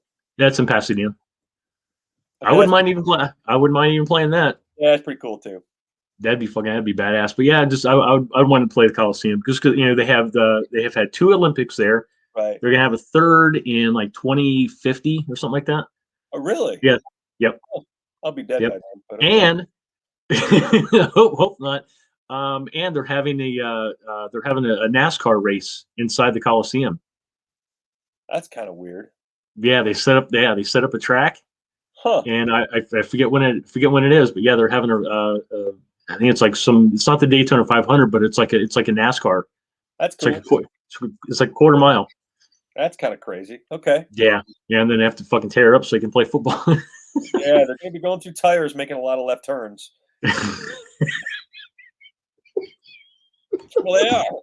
Yeah, they're making a turn every like 1/8 of a mile, dude. Yeah, lots of outside rubber. Yeah, and fucking, I guess I'll play the whiskey. I'll play the whiskey.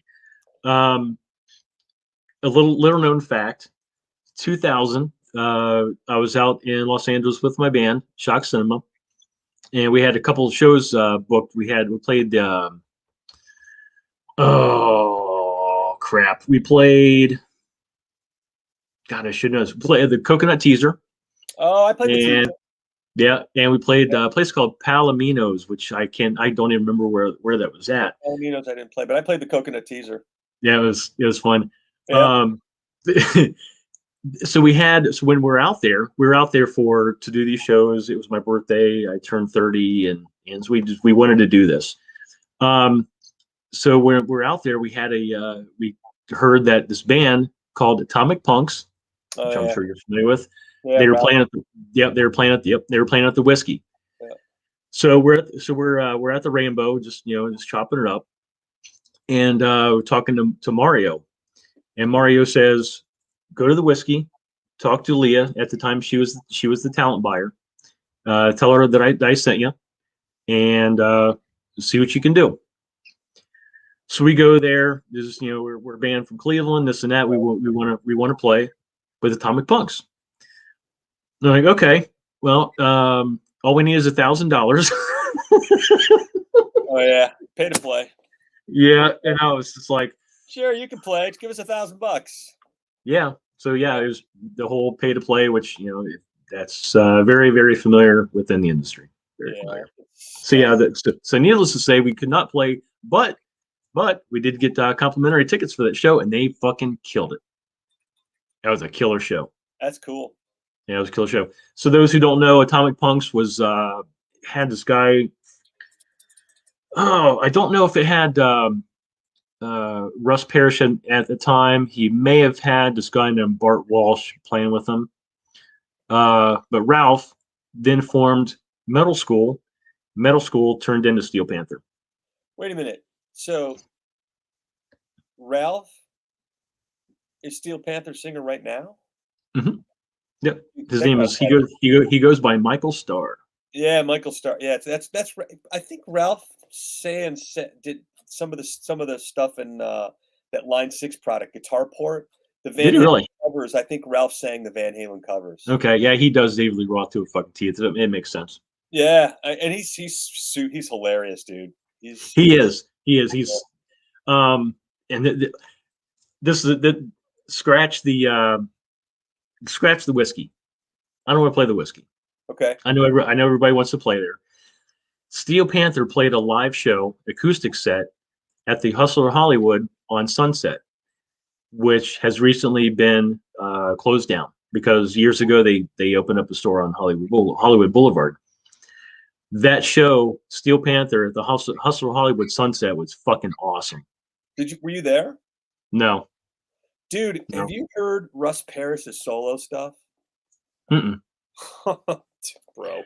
So for those who don't know, Russ Parrish is also known as Satchel in Steel Panther. He's a phenomenal guitar player. Listen to it, man. He's great.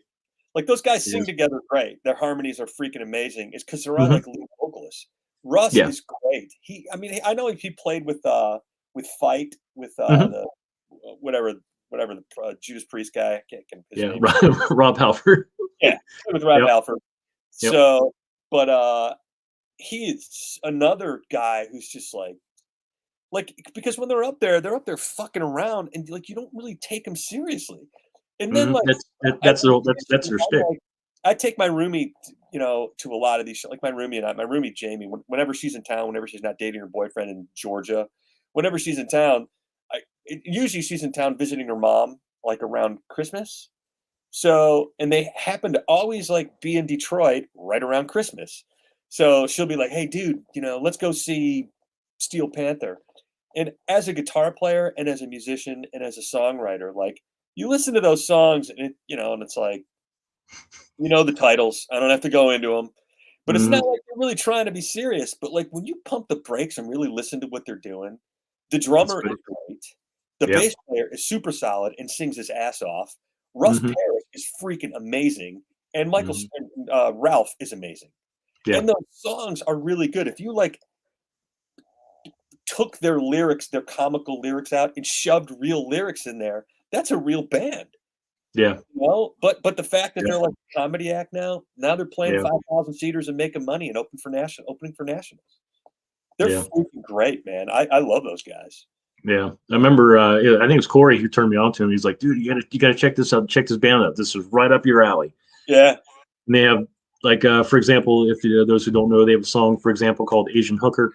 Yeah. It's just, I'm like, all right, I'll give these guys a listen. Of course, I knew Ralph from previous stuff. I knew Russ Parrish when he was in Fight. Lexi, the bass player. He's actually he's not the bass player anymore, but he's from Cleveland. Oh, I didn't know that. Russ Parrish I think he's originally from Cleveland too. Russ? Yeah, I think so. I didn't know. All I know is that when I heard Community Property, I was like, that's the greatest song ever. That's genius. And like you said, for the musical part, it's fucking phenomenal. Yeah. No, it's fucking great. Man, I mean, it's I know Russ has got his hair pretty short. I mean, I know he like just puts a wig on and they all like dress up with like freaking spandex and shit. And he's playing those super cool. He used to play Kramer's. Now he's playing Charvels, those tiger stripe Charvels. Yep. But dude, like, just listen to his tone, listen to his playing, and then like just listen to his songwriting. So then I'm like, well, what is Satchel's real name? Well, it's Russ Parrish. Then I'm like, oh, this is the guy that played in Fight with Rob Halford. Okay, cool. But then like when you hear like his solo shit, dude, it's really good. It's like it's really good. And it's not like 80s metal stuff. It's just like kind of straight up the gut rock. I don't want to say it's Americana. I don't even know what it is, but I listened to it and I'm like, holy shit, that's a song that I wish I would have wrote. Yeah. He's freaking great. Great. And he's and dude is hilarious. He's got this like, he's just funny without trying to be funny. And he plays guitar like with such like comic conviction. But then like you really stop and go, what the he's fucking laughing about this, and like that shit is hard to play. I'm a guitar player. That shit is hard to do. So he's another underrated guy. So do you guys like to chill and play acoustic at all? Hell yeah. I do on occasion, but probably not as much as Don. Do you know why I play acoustic so much? Because when this is in my hand, you want to shred? Yeah, like the fingerboard is like all scalloped on it. It's like I have a hard time like writing songs on that because I want to go into like I used to be able to shred and I want to do that again. And I, tore a ligament in my hand and I need to practice. But when I play an acoustic guitar, it's much harder to shred. So it's much more of a compositional tool for me. Yep. Plus, I only have one. I don't have like 9 million guitars like most guitar players have. I have like a couple of Strats, a Les Paul, and acoustic. That's it. That's all. I never bought a second acoustic. I love my Taylor so much. I bought it in 1996. It's like my ego wants a Martin, but my Taylor sounds like amazing, and I write these amazing. I think that guitar came with like 30 songs built into it. I like, and as soon as I started playing it, they just fell out. And then I write everything, every song that I've done in God's Made Love, and every song that I've done with JR and Crash the Sun. Every riff starts on that guitar. Wow! Every single one. Nice. So, what is your go-to guitar when writing, when jamming? Same guitar for you? Yeah, that Taylor 510 CE. And when I'm jamming, either this one or the Burst Strat that's on the bed. Okay. This one. Wow! I haven't cut a hole in that one and put an OX4 or a Motor City pickup in it yet. Because my technician is backed up like 8 months, and I tried to put a pickup in my guitar one time. Some people are just genetically predisposed to, and they shouldn't be touching things like soldering guns or pin vices, soldering guns, pin vices, crazy glue, and I'm one of those guys. So yeah. I try, but I don't know. I just don't want to mess up Red. So I love the pickup, so I don't have any inkling to swap out pickups in that. Yeah, if I did get the one guitar I want to get is the EVH Wolfgang. I just want to get the standard. Yeah. Their finishes are they're phenomenal. Yeah, they are. I the played pickups, cool, dude. The pickups are amazing. Yeah. If I wanted to, I would probably take that out and put an EMG or something in that. But no, leave that pickup in there. It's a pretty good sounding pickup, dude. It's hot for me. They're like 12K or 13K, but like I actually played one of those at the music store last time I did. Actually, I'm supposed to go do a bunch of Universal Audio visits. It's February, so I need to run back through all my 5 stores that I babysit. But the last time I was doing the pedals, Universal Audio has these pedals out. Don't even plug into them because you'll want all 3 of them, and they're not cheap, but like they're freaking amazing. So, at the store, I picked up a Wolfgang, which just happened to be sitting next to the amp, and I threw the pedal board down, I plugged it in, and I usually don't bring a guitar. I'm just trying to I'm carrying a computer with me, and I'm doing like demos with like Luna and stuff. So I plugged the pedal board in, and there just happened to be this Van Halen Wolfgang. And I'll be a son of a bitch if I almost didn't buy that thing. I'm like, damn it. I do not need this guitar. But it's really cool. The profile was a little high for me. I'd have to like jack with the neck angle and lower the profile. But like right out of the gate, sonically, it was one of those, I could buy this and not have to do anything to it. Yeah. So, and it was cool. It was I don't think it had a Floyd on it. I can't remember what bridge was on it. But whatever was on it, I played it and I'm like, hey, this has got a great neck on it. And I'm like, this plays great. And then I'm like, I can't get a bad sound out of this thing. I was plugged into a little Friedman, like 20-watt amplifier, just with the effects kind of jammed through the front end. And I'm like, I cannot make this thing sound shitty. So it's now granted, it was a good guitar into a good amp. You know what I mean? So it's kind of hard to fuck up a blowjob. You know? But I was amazed at how small it was. Like the body's smaller and like the headstock is smaller. It kind of threw me off. I'm like, you know what, Van Halen was not a big dude. I mean, I'm 5. Hands were, but yeah, I'm like a notch shorter than 6 feet tall. But Van Halen was like 5'7". He's a little dude. He just had these weird big hands for how big he was. So, but yeah, so I put it on. It looked a little small on me. I'm like, man, I'm probably have to lose 25 pounds again to make this thing look right. But sonically, dude, it's a pretty nice guitar. Yeah, it's beautiful. Let's see. What's the of all the live shows that you've gone to? Not really. What was the best? What was your favorite live show that you've ever been to? Van Halen, July 3rd, 1981, Cobo. Okay. That tour, the Fair Warning tour, was such an assault on your senses. Yeah. That I'd never seen a stage look like that, first of all. You know, usually it's like there's a back line, the guy's got like 4 Marshall stacks or 5 Marshall stacks or 6 Marshall stacks.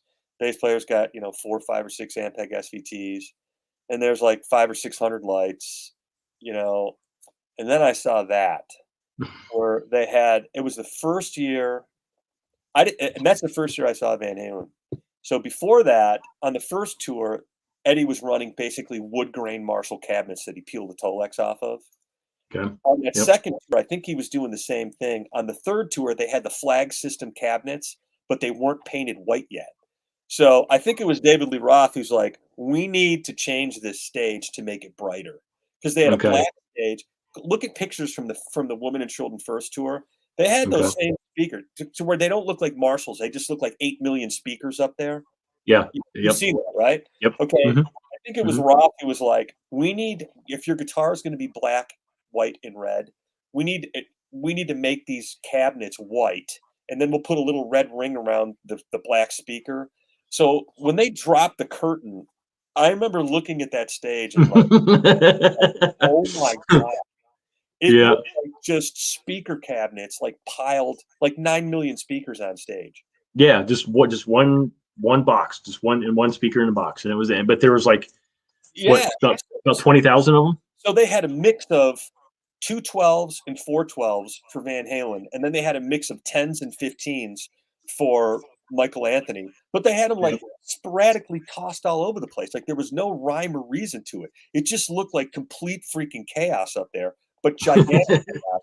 And then they hung like 1,500 par cans over the top of them. And it was bright. I remember they had most concerts, you'd see about 6 follow spots around the arena. Like it was a Cobo Arena. They had like 15 follow spots around the arena and then another 12 or 13 of them on stage. So it just was like, it was such an assault on the senses that I remember walking out speechless. Yeah. So, not to mention there was a girl that kept flashing her boobs. And I was super young, and I'm like, those boobs are like 1 foot from me. And that's Raider Joe, what's going on? What is up? NorCal's in the house. We got Jamie in there. Yeah. Told you I had a bunch of Raiders guys following me. Cool, man. And it's fucking awesome. I absolutely fucking love this. So who's officially a coach of the Raiders now? Is it McDaniel? Yeah. Let me see if this works.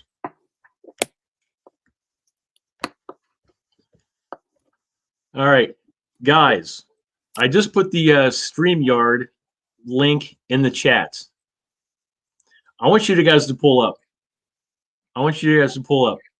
Raider Joe, Jamie, Bourbon, if you're still in, I want you guys to pull up. I want to get used to. Yeah, we're gonna raise the bar. So yeah, the StreamYard link is in there if you guys want to pull in.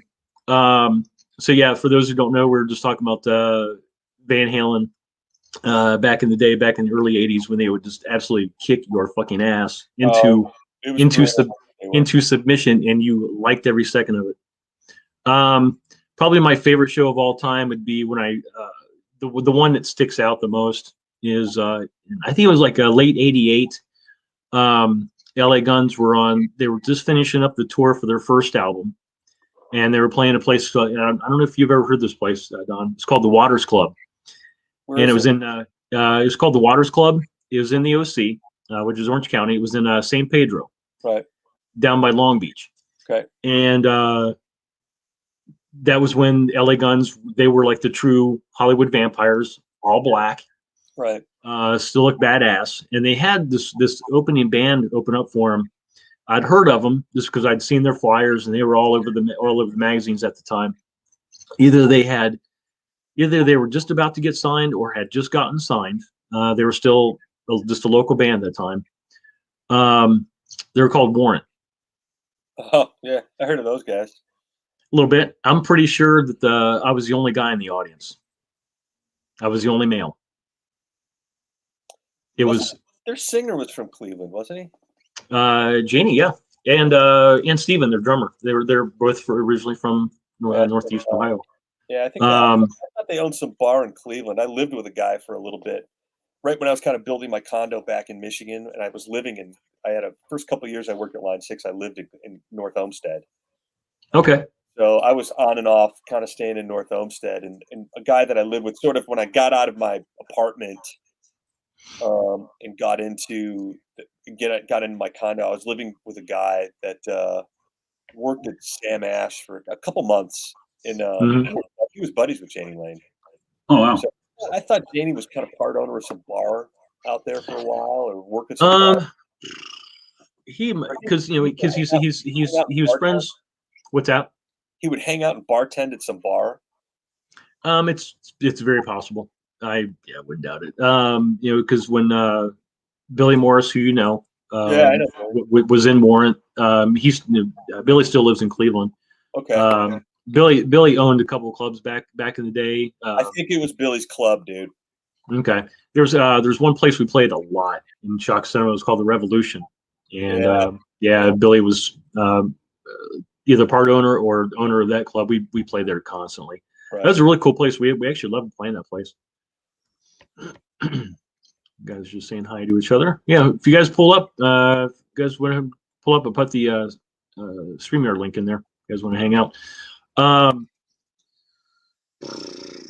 Okay, so with this enough's enough thing, I kind of hinted at this thing yesterday. Uh-huh. Have you ever seen Donnie's video for Party Time? I have not. Chip's in it. I did not know that. Yeah, Chip's in it. prior to doing the video, Donnie and Chip were talking about things, what they screwed up, what they could get right. And so Donnie was like, "All right, I've written this song. I'm going to do a video for it. Would you like to be in the video? We'll kind of go from there." And Chip was like, "Yeah, sounds cool, brother." Yeah. So yep, that's Chip. And so yeah, he's in the video. Things were cool, and then after that, they decided to have a band meeting to discuss some things as far as future plans, revenue, yeah, all sorts of stuff. And it broke down fast. So Donnie and Chip getting back together will not happen. Will not happen. Yeah, will not happen. But yeah, they were good with the other guitar player, whatever the hell his name was. Oh, probably Monaco. Monaco. Monaco. I thought Johnny Monaco was really good. He sounded kind of like Donnie, and that guy's a great guitar player too. But still, though, he is. Wasn't Monaco in the band with Donnie for a while? Yeah. That's when in '96. That's when I saw him. It was Donnie, Chip, Monaco, and the drummer was Ricky Parent. Oh, yeah, that's right, Ricky Parent. That's right. Yeah. I don't know. Typical egos, man. When egos start getting in the way, creativity stops. Yeah, it does. Yeah, or greatness. What could have been. Yeah. Flash. Yeah, that's. I'm just looking at my notes. Okay. Everybody, put the StreamYard link in there if you guys want to pull up. I know one guy's at work, so they can't. Okay. All right, we're gonna rip the Band-Aid off this. Raider Joe says, "Hey Justin, I was watching Hulu the other night and I saw the preview for the new movie. It's not Jenna, it's Pamela Anderson and Tommy Lee. Of course, I instantly thought of you when I saw the trailer. Pause. Yeah. I did an episode where I did a reaction to it, to the trailer, and interesting. Because I was around, I knew exactly what happened, and I heard all the stories about how it was a construction company that they were doing some work inside Tommy's house, and they say that they accidentally found this safe, which the safe was pretty much buried into the ground. Tommy was away from his house for a good while. I think he was on tour. And so there was nobody at the house. They were doing construction. There was nobody to watch them. And it was pretty much an inside job. This construction company, they had to get they had to get a crane in the house to rip this safe out. Then they had to have somebody actually break into the safe. Basically, they knew where the safe was at. They knew exactly what was in the safe. They knew that there was a payday coming at the end, which was the tape. Dude. Yeah. And so this construction company decides, hey, we're going to take this to our buddies. Our buddies are then going to bootleg it and distribute it, make a shit ton of money. Did they actually make tons of money off of that? The people who actually put it out, yes. Tommy and Pam, they made nothing. No, but the people that found the tape and ripped the tape off, they seriously? I didn't know how much money they made. I don't know the whole story about it. Yep. I saw the tape at some point, a long time ago. It took me. I didn't see it right when it came out, but my friend's like, "Oh yeah, it's just like basically they're hanging out on some boat having sex," which basically is the note version of it. Yeah, pretty much. Yep. But yeah, it was an inside job. The construction crew knew where to look, what to look for, how to get in, and all that good stuff. How did they know what was in there, or did they just know there was a safe in there? That I don't know. I don't know. That's just I don't think that may be part of the Hulu series. I don't know to see exactly how they found out that there was a tape in this safe. Right. But Tommy Lee is adamant. He will scream, and anybody who will pay attention that this company knew there was a safe. They knew what was in it. They knew there was a huge payday for them if they can get this. And yeah, they did it. That's kind of weird. Yeah. Yeah. Yeah, that's crazy. That was the time when Motley was working on the Generation Swine album. Yeah. Like about 95, 96, and yeah, all that stuff. Was that after John Corabi? Yeah. Yep. Yeah. Yeah. Very, very shortly after it. John Corabi is so fucking talented. There's another guy, dude. Have you ever met him? Yes. After a Rat show, it was Rat. Whatever Vinnie Vincent's band, not Vinnie Vincent. The fuck is his name? Whoever the singer is for Vinnie Vincent had the solo band. Oh, come on. Mark Slaughter. Yes, it was, okay. It was Rat, Slaughter, and the Vince Neil band. And and my buddy Paul Bonfiglio's buddy played in whose band did he play? He played in Vince. Let's say he played in Vince Neil's band. So, and then another buddy of mine, Tony Sposita, owned a restaurant. So I went and saw Rat. Warren DeMartini was using a bunch of Line 6 stuff at the time. Oh, really? I was still with Line 6. And then I get a phone call after the show. So I went to the show, and Rat was freaking awesome. Corabi was like playing rhythm guitar at that point in Rat. Mm-hmm. Yep. And they're like, hey, I got a phone call. Sposita's like, hey, Rat is coming up to Sposita's, this restaurant in it's like on 14 Mile Road in Michigan, in whatever city, West Bloomfield, Michigan. Everybody from Rat and Slaughter are going to be there. Donnie, you should come by. And I'm like, all right, cool. So I call him up. Yeah, so I call him up, and I show up at the door, knock on the door, and they're like, hey, man, it's a private party. I'm like, tell Tony Sposita that Dondo's here. So he goes back. And all of a sudden, Tony comes up, Donnie, hey, what's going on? Dondo, come on back. So I got to have like late night pasta and meatballs with Warren DeMartini and Mark Slaughter and Dana Strum and John Corabi. And it was kind of cool. It was definitely it was a cool hang. The cool thing about that hang was Warren DeMartini knew me from kind of Line 6. And he's like, you're the Line 6 guy. You're the guy that when my tech calls and I'm freaking out and I can't figure out how to reset my DL4 that's on my pedal board. I'm like, because I get these phone calls. Hey, we're doing the show and Warren can't get his pedal reset. I'm like, unplug it, hold A and D, push the, plug the thing back in, whatever the reset code was. Yeah. So, and then Warren DeMartini, who's a total rock star guitar hero, was like, dude, how is my tone tonight?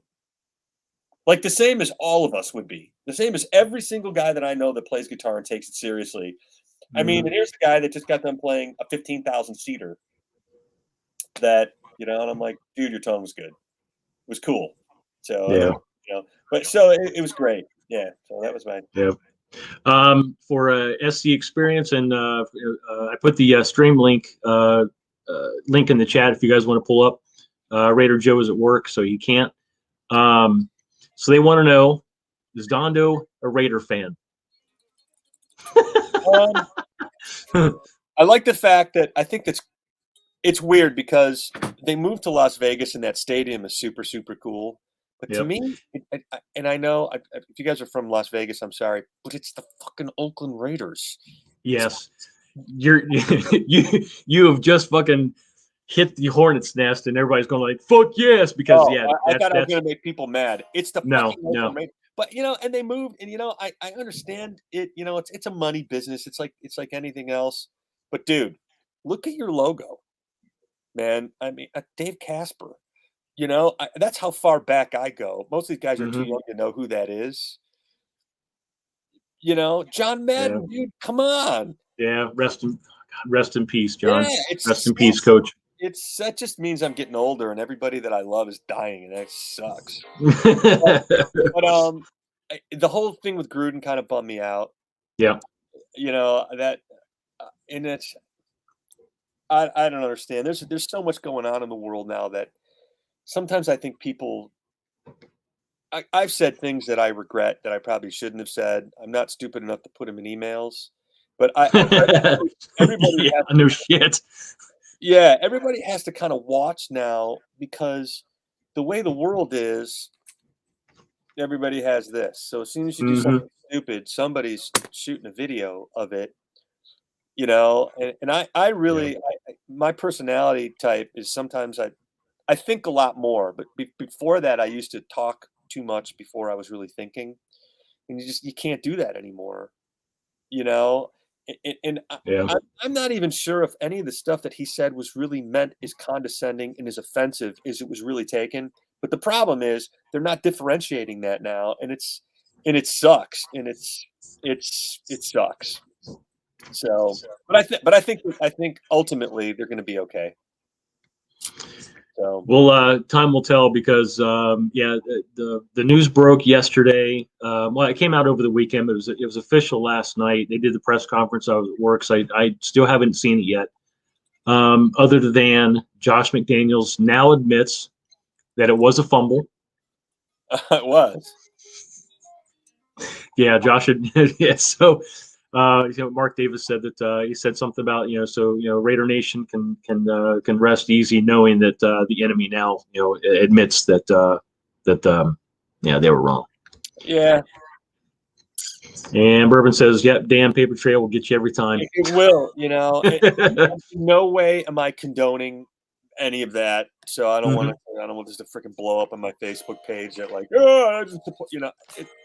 we all have to sort of respect everybody at this point, and you have to watch what you're saying because everybody's looking for an angle now. I mean, I like to think I don't, but yeah, so okay, so if you're from Oakland, if you're from Northern California and you're an Oakland Raiders fan, what do you do? Is it the same thing like when Cleveland moved to Baltimore?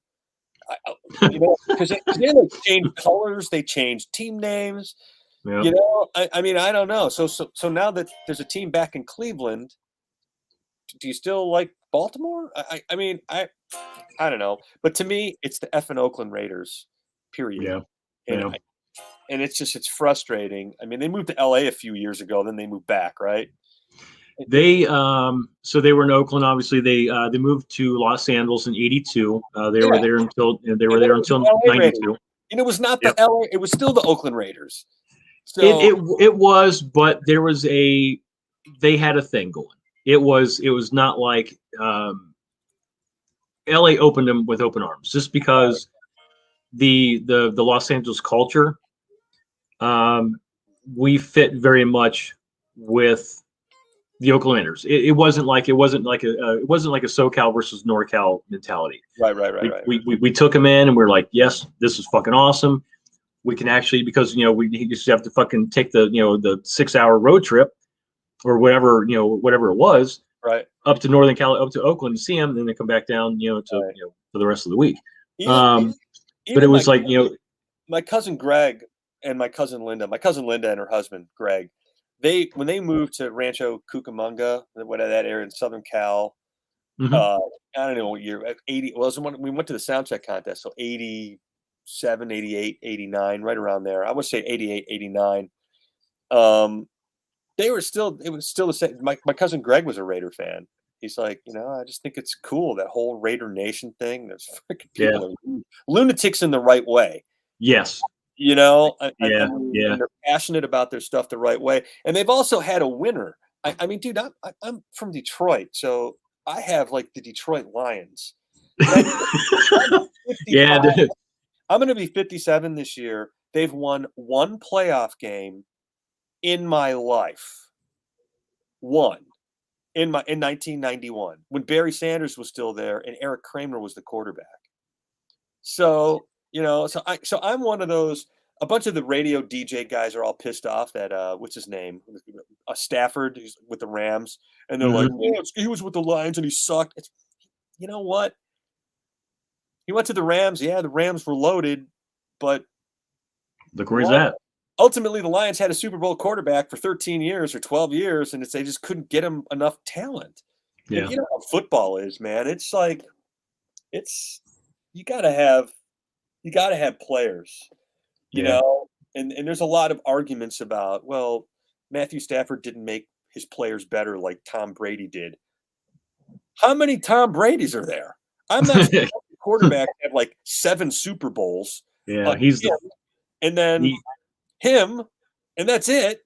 Yeah, he's the fucking unicorn, man. He is just. Yeah, I mean, okay, so he's not as good as Tom Brady. Neither are the other 31 guys. Yeah. Yep. I mean, you know, and I don't know. So, but I think they're going to be cool. I think it's the whole situation with Gruden bums me out because I think Gruden's cool. Yeah. And the whole thing is sad. So. Kevin Lurker, it's a holy shit. We got somebody backstage. Nice. Kevin Lurker, thank you for pulling up. But yeah, it was a 10-year road trip in Los Angeles. Yeah. All right, here we go.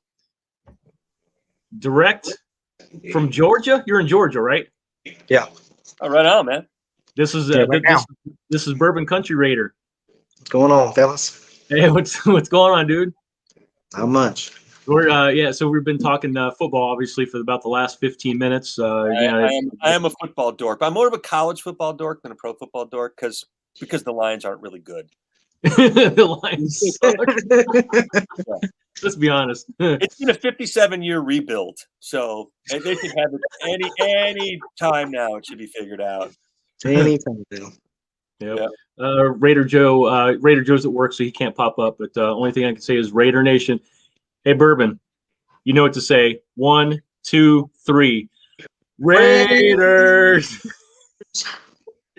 They can only change the name. Only diehards follow the team wherever they go. Facts. But it hurt me when they moved to Sin City.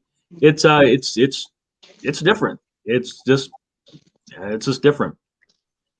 The stadium. I saw the stadium when I was there, man. The stadium. I had my pilot gig took me in there in December, and I literally drove right past the stadium, and it's freaking cool as hell. Yeah, it is. So, Jamie says Oakland is the Mecca. I'm still trying to get used to saying the Las Vegas Raiders. Yeah, it fucks me up too. I just say the Raiders. Raiders. I'm sorry, man. It's okay. So there was a concert venue in Detroit called Pine Knob that they changed to DTE. That they just changed to Pine Knob. It was always effing Pine Knob. What's up, SC? Eric. So. Yeah, I was gonna ask you whatever happened to Pine Knob because that was part of when they had like the outdoor amphitheaters. Yeah, that's what I played. You had Pine Knob. Cleveland had Blossom Music Center. Here in Columbus, we had Polaris. Polaris has gone. Blossom's gone. Alpine Valley in Wisconsin was another outdoor sort of venue. Yep. What's going on, Bourbon? What's up, man? Not much, man. I went to work for a little bit today, but tomorrow I got to get back into the full swing of things. I'm like, oh shit.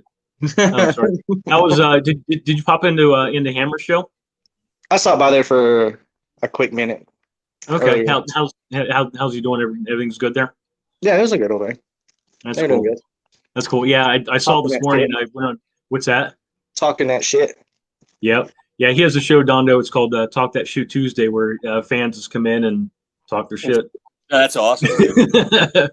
So, but yeah, I saw this morning that he was like he's going live at noon. I'm like, oh shit, I can't cancel. I can't postpone. It's because fucking graphics going on tomorrow for his show. I'm like Tuesday's perfect. You just have to just deal with it, and whoever pulls up.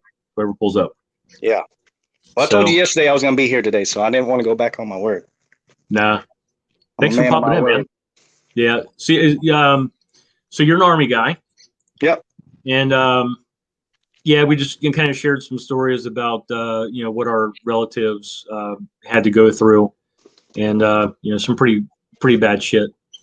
Yeah. Bourbon, have you ever heard of the? It goes on Washington D.C. It's called the Memorial Day Concert. Have you ever heard of it? No. You haven't? No, I haven't heard. Back when my daughter was graduating high school, so this would have been 2018, I believe. Mm-hmm. They had a show, and it was in Washington D.C., and it was a huge gala event.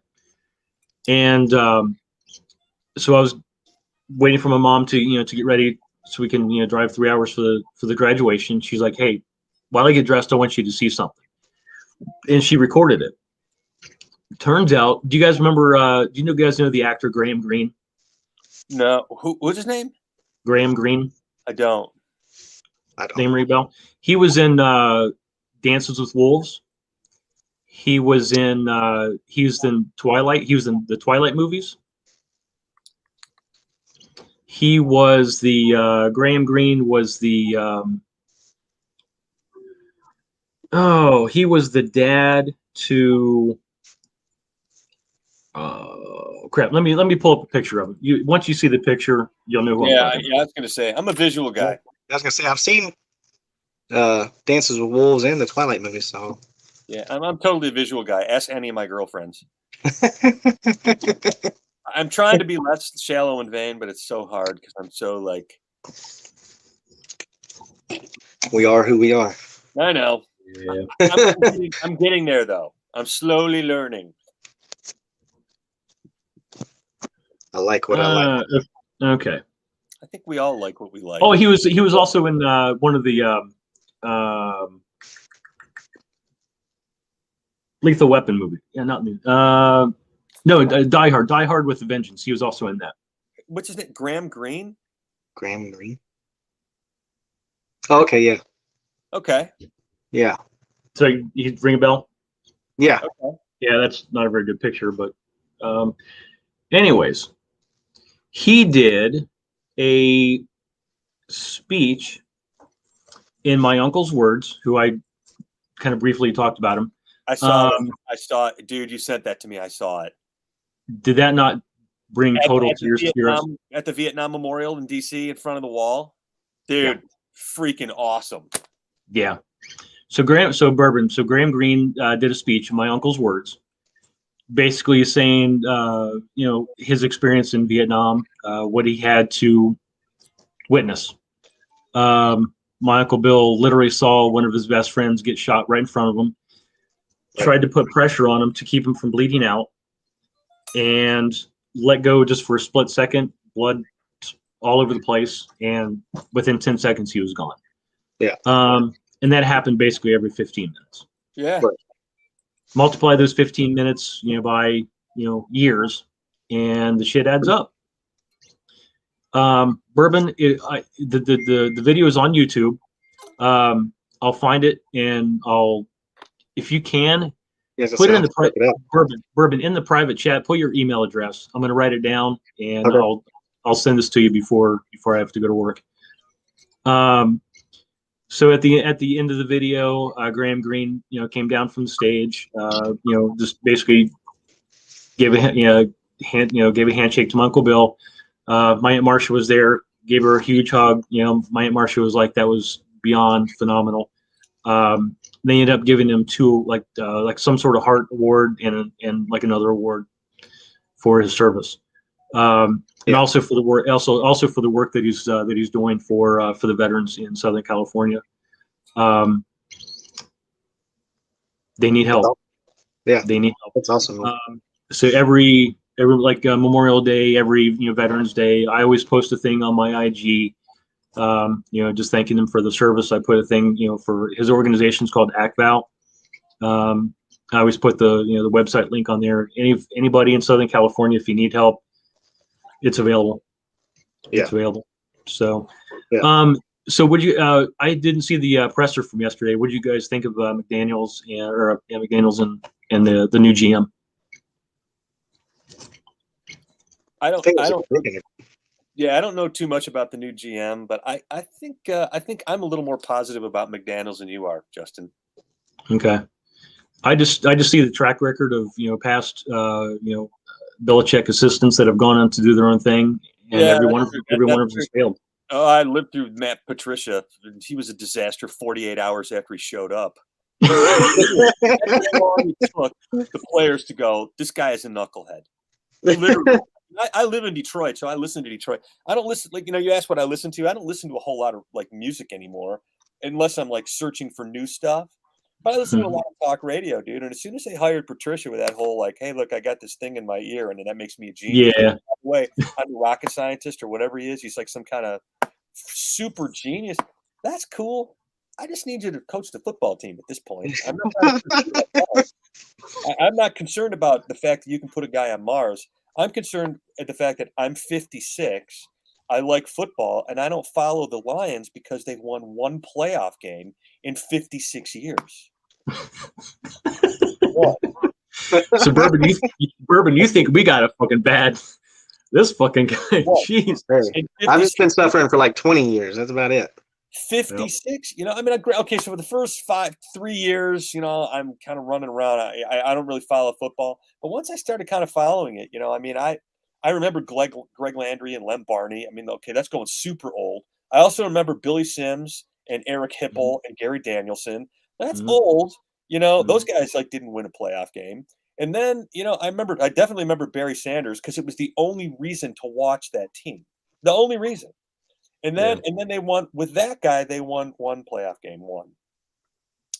And then since then, they haven't even had a running game. They haven't had a running game at all. It's like, the league has changed. This is where Justin and I get into our arguments about the spread offense and the proliferation of wide open, throw the ball around football. You know, nobody has a running back that runs 44 times a game anymore like Jim Brown. You know, the league is different. The game is different. Players are bigger, faster. Except for Derrick Henry. It's about it. Yeah. But you know, I don't know. I don't know what the right answer is. I just know that the Lions suck. And it's really unfortunate because you had Barry Sanders, and to watch him there his whole career, then finally just say enough is enough, and he said, "I'm out." Yeah, I'd rather quit than lose. And you know what? And okay, you guys are obviously huge Raider fans.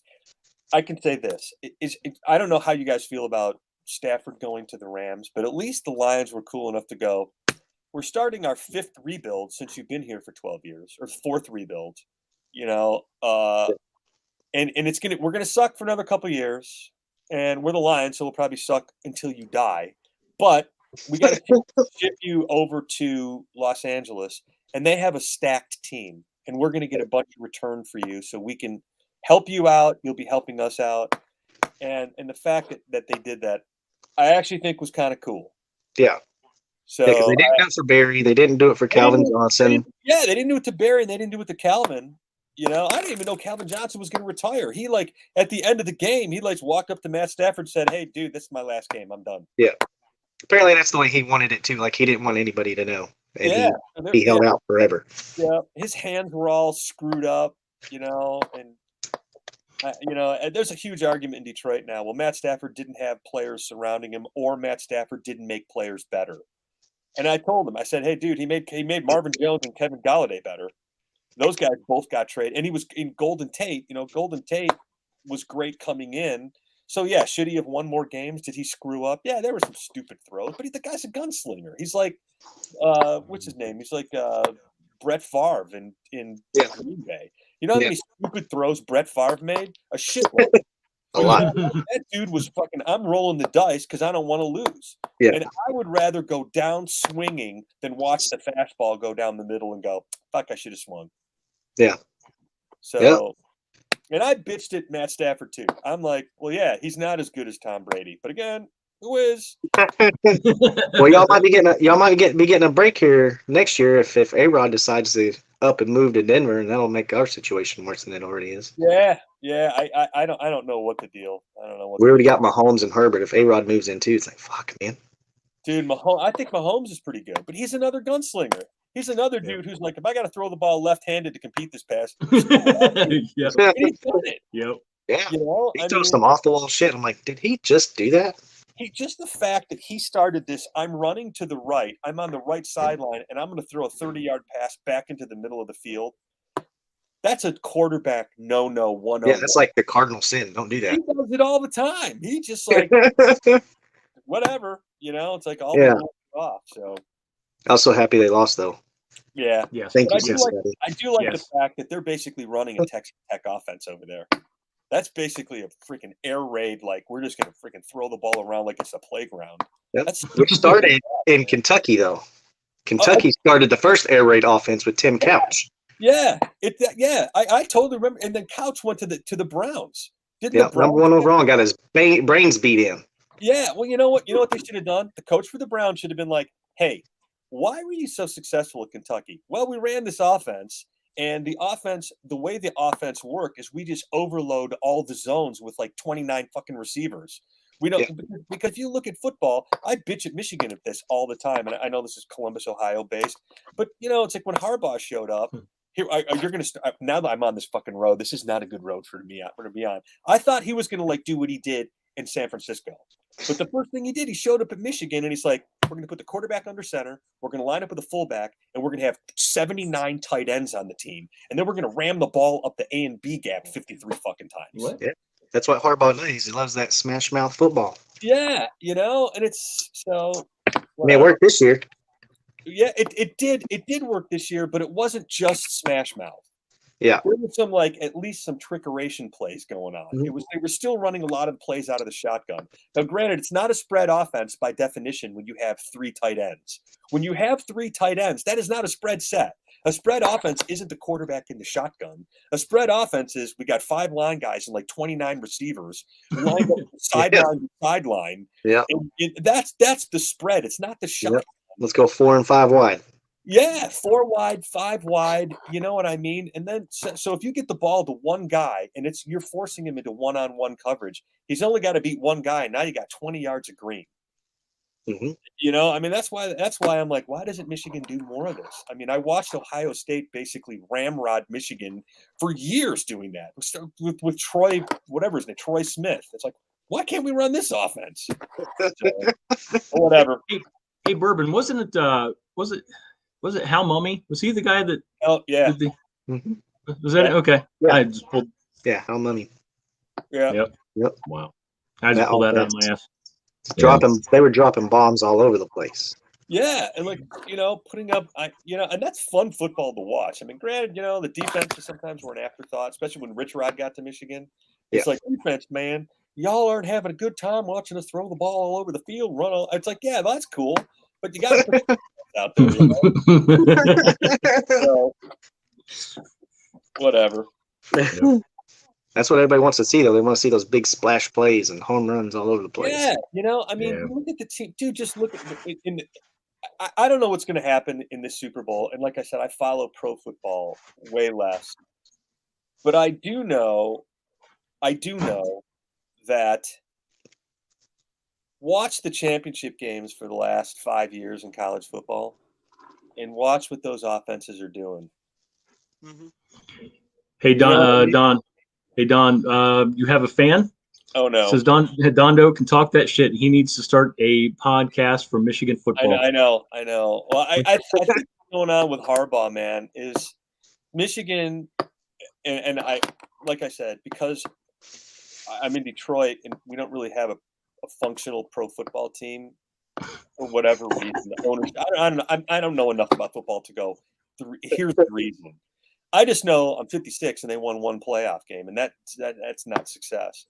But with Michigan, they used to be a force, and something changed. And I think a big part of that issue is athletes. I told Justin I got to speak to what's his name, Jones. When he was the what the hell's the coach's name? He was an assistant coach for Alabama a couple of years ago. Something Jones. Butch Jones? Butch Jones. I got to speak to Butch Jones when I toured the Alabama campus, which one of my pilot buddies knows I'm a college football dork, so I got to tour the whole facility. And Butch Jones was walking down the hallway, and I'm like, oh my god, that's it's Coach Butch, and the secretary's like, you mean Coach Butch? Hold on 1 second, you want to talk to him? And then all of a sudden, I'm talking to Butch Jones about that offense, and this was right when Harbaugh right when Gaddis got to Michigan. And I remember Butch Jones saying, if Harbaugh can stay out of Josh Gaddis, he's like, first thing he said is, y'all stole our offensive coordinator. He knew I was a Michigan guy. And I'm like, well, I don't know if we stole him. He was supposed to go to Penn State or something. Or he was supposed to go to Maryland. And we stole him kind of from Maryland. Mm-hmm. And he's like, if your coach, who I know pretty well, stays out of Josh Gaddis's way, you guys will have a modern offense. He didn't say real. He said a modern offense. So he goes, but I know Jim, and I don't know if he can stay out of the way. Yeah. He's a my way or the highway kind of guy. Yeah. You know, I mean, he's, you know, he grew up with Bo Ball, and, you know, Bo Schembechler was like, you got to have a fullback, and the quarterback's got to have his hand on the center's nuts. And that's the way the team play, you know, and we're not only gonna like have top secret plays, we're gonna actually tell the other team that we're gonna run the ball right down your throat, and you need to stop us. And that's how, but you know, and Butch just goes, that's not how the game is played anymore. And then when you look at what Nick Saban did, Nick Saban lost one championship when Doug Nussmeier was I think Doug Nussmeier was the offensive coordinator. They lost that championship. He gets rid of Nussmeier, and Brady Hoke hires Nussmeier. Mm-hmm. Then that's when basically Saban was like, we're going to run the spread offense too. A spread, a version, because there's 20 different versions of it. Yeah. You know, spread to run, spread to pass, air raid. You know, there's, and again, I'm not an expert. I just know I get tired of watching. But I think there's also another issue going on at Michigan too. I think the administration, the NIL stuff, they're not real hip to. You know, some of the transfer portal stuff. I heard Shea Patterson when he transferred to Michigan. You guys hip to Shea Patterson? When Patterson transferred to Michigan, they took none of his credits from Mississippi, from Ole Miss. None. Really? So he came. You can come to Michigan as a graduate assistant with a degree. Like, here's my degree from Iowa. I'm going to be the next quarterback. Okay, Joe Rudock, you're in. Yeah. You can play 1 year. You got 1 year. You know, you got a year of eligibility left. But I think when Patterson got here, they didn't take any of his credits. He came in as like a sophomore going into a junior. And he wanted to play for Michigan so bad. He's like, screw it. Screw my credits. I'll get another degree from Michigan. Yeah. So unless Michigan makes some changes, I'm Well, that's the thing about Michigan too, is like they're always pretty good at, they're probably usually up there in football, basketball, you know, they're around, but mainly it's an educational school. It really, it is, you know, but I mean, but look at Alabama, look at these colleges, man. The football team makes a ton of money for your university. The football team is the front porch of your university if you're a major school. Yeah. You know, I mean, that's why I'm so excited about Kentucky right now, because we're a Power 5 school and we're always great at basketball. We're always great at basketball, but now the football team is coming along too, and it's. I know. Man, I love Is Stoops your head coach? Yeah. Okay. What kind of offense is Kentucky running? Not smash mouth. The quarterback is not under the center with his hand on the center's nuts. They don't have a fullback. They don't have a fullback and 29 tight ends. They're not ramming the fullback into the B gap 57 times a game. No, they're playing. We used to do that. We used to be a running team for like the last, I don't know how many years. We used to run a lot. And we had the running quarterback, and we would run we'd run a lot of RPO plays and run plays. But this year we got that our offensive coordinator, Liam Cohen from the Rams, who was like a quarterback's coach or something with the Rams, and he came in and installed that Sean McVay system at Kentucky and just really opened it up. And we got the quarterback transfer from Penn State, Levis, and threw him in there too, and it just all worked out and had a great year. We went 9-3 and won the Citrus Bowl. Yeah, even a lot of those RPO stuff is the run out of spread sets, and you're spreading the defense out. So it's like the quarterback, you find the person who you're putting in conflict, and if the quarterback can think fast and go, oh, he's got the receiver, I'm going to run, or I'm going to hand the ball off. It's pretty cool, man. Yep, like Josh Allen. Josh Allen does. In Buffalo. There's a perfect example. Lions could have drafted Josh Allen. Nope. You know what I mean? and then my other example of why you have to modernize football is look at what happened at Oregon the year that Burrow transferred. You know what I mean? Burrow transfers, they did pretty well, and then they're like, we need to scrap this offense and modernize the offense. He gets the guy from New Orleans in, and now suddenly Joe Burrow, who couldn't crack the starting lineup at Ohio State, now he's your quarterback. Now they're spreading the offense out and throwing the ball around. And once you open the offense up and throw the ball around, then you can run the ball too. And then look, 15-0 national championship. Yep. And he had Justin Jefferson and Jamar Chase. I mean, man, those two guys are both burning it up right now in the NFL. Good, man. Yeah, you know, so I don't know. I heard something the other day said that if Cincinnati wins the Super Bowl, Burrow will be the first player in history to win the Heisman, win the college championship, and win a Super Bowl. Yeah, it's pretty cool. Pretty cool stuff. Kev. Yeah, Cool Kev's in here. Cool Kev, what's up, man? Oh man. But yeah, Burrow's looking like he's going to be a problem for years to come. Who's that? Yes. Joe Burrow. Dude, he looks pretty good. He runs just enough to where you got to keep an eye on him, or he's going to take off and gain 18 yards. You know, I mean, I don't expect anybody to be Denard Robinson and run 35 times a game and rush for 2,000 yards. But as soon as that quarterback becomes a running threat, suddenly you have a numbers advantage on offense. Yeah. Now you got to have somebody spy the quarterback. Now you have to commit one-on-one to your receivers. All he's got to do is make the right read on the conflict guy. Yeah. And that's a hard offense to stop, you know? Yeah. So, and then in our own division, I like Herbert more than I do Mahomes. Herbert to me, moving forward, I think is going to be better than Mahomes. Mahomes is flashy and whatever, but to me, he's not tough enough. He's not tough. I think Herbert's bigger. Is Herbert not bigger than Mahomes? Oh, yeah.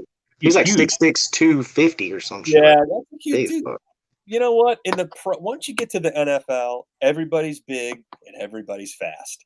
In college, there's some little dudes that are fast, and there's some big dudes that are slow, and there's occasional big dudes that are fast, and they go to the NFL. Yeah, they jump out and they're like, "Oh God, this guy." Yeah. Like Calvin Johnson was a big dude who ran like a 4.3 40. You know. Yeah. But wow, it's turned total football, dude. It's all good. I have to start getting ready for work. Oh, work sucks. It does. Yeah, cool, Kev. Thank you for popping in. Bourbon. What's up, bro? My guy. Thanks, man. Raider Joe. It says there's 5 in the chat. I don't know. I don't know who's in, but Raider Joe, if you're still in, if he's still at work. As he experienced, I think he was still at work too. Jamie. I just wanted to thank everybody for coming in. 50 episodes. That's pretty 50 crazy. episodes from what started off as a dare from a couple friends. Hey man, why don't you start a YouTube channel? What the hell am I going to talk about? Talk about music. You know, I'm glad you did this. You've motivated me. I need to start doing more of this stuff. I'm horrible at promotion. I'm good at writing songs. I'm good at playing guitar. I'm horrible at everything else. I'm like a savant. Yeah. So, I don't know. I just love. I'm an extrovert. And so when it comes to, promoting, my band or my music, I'm all about it. I will get in front of, here's another metal guy. Lord Rashidas. He's a metal dude. nice. I don't know. Is he really? Yeah. I don't know. I just love talking music, and I love, promoting, this goes back from, in the Sunset Strip, getting inundated with flyers for these cool ass looking bands. I was like, 13, 14 years old, going, man, these guys look cool. These guys are playing here. This is pretty cool, right. And it just, these, this is how you used to hustle back in the day. You'd actually get, go to the clubs, talk to people, give them your flyer. Hey, we're playing this club, next week. Why don't you come check us out? Yep.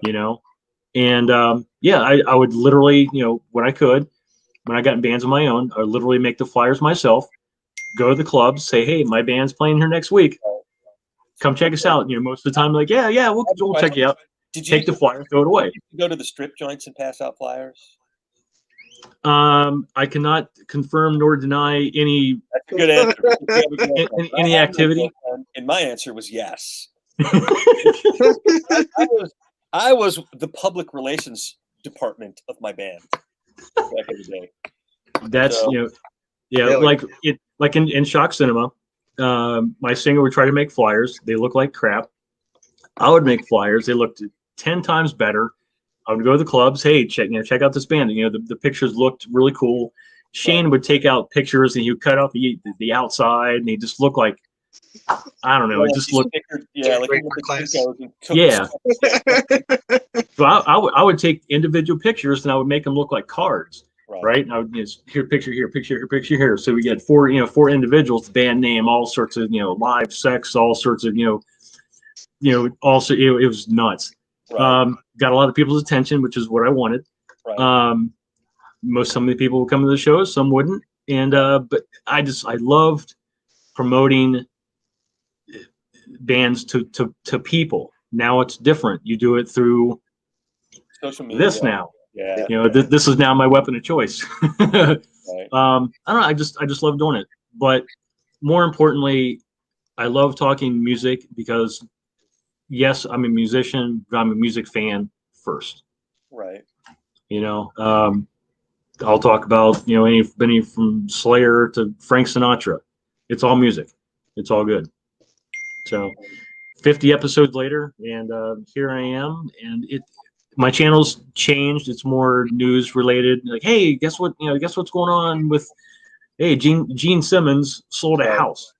I'm not a real estate agent. Did you see but, that house? Dude, if I had $13 million laying around, I'd be like, hey, Gene, I got it. I'm buying this. Yeah, I am 12.99999 short. Yeah. I'd come up with about 10 grand. Short. That would empty my account. Yeah, I know. I'm a little short.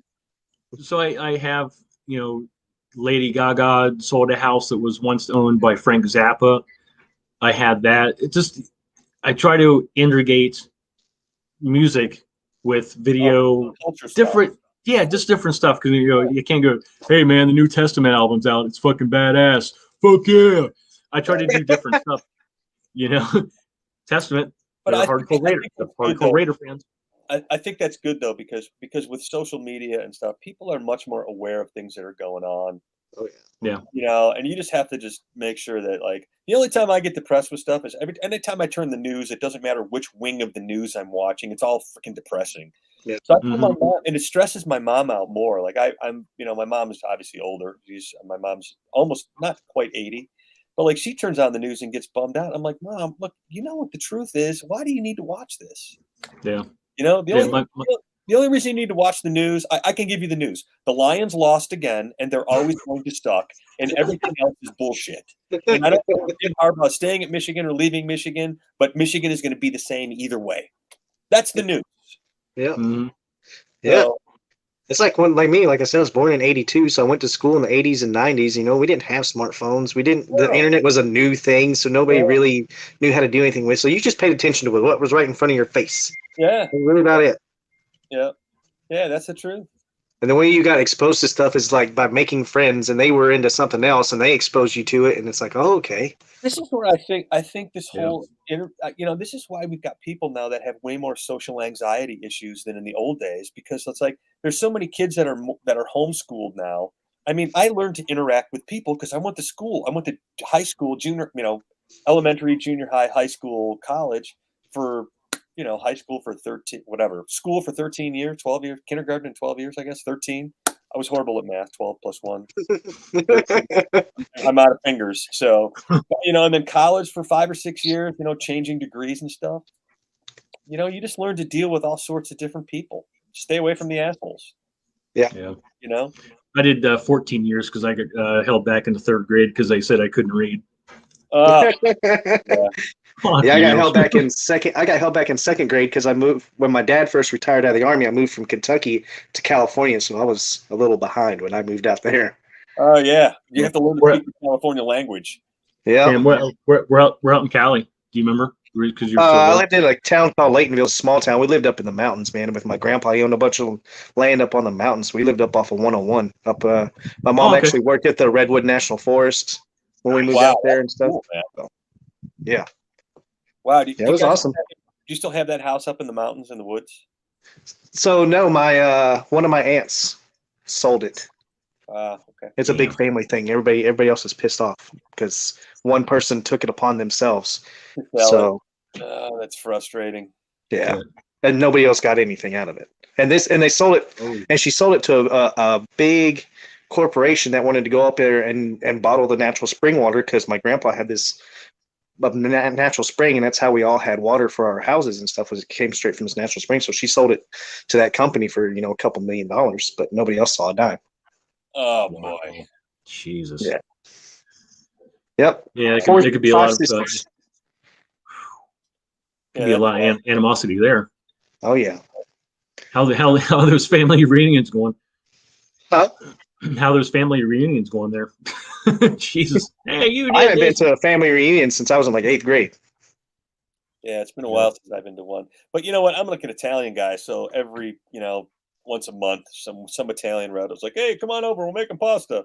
So, yeah. Yeah. So all right, man. I have to get ready for work. Okay.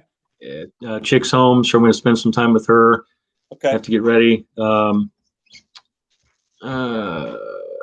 Kevin says that's evil. Hopefully nothing's too evil. Oh, that's probably talking about the Bourbon's family situation. Yeah. Kevin, that's a new guy. Name does not sound familiar. Thank you for pulling up the Kevin. So all right, man. 50 episodes later, it's only going to get better from here on. I have a lot of fun doing it. I probably should have cut the cord. Said, no, I'm not going to do it anymore. I was going to focus on music. Keep doing it. Hey, there's a couple subjects we never got to. So anytime you want to do this again, let me know.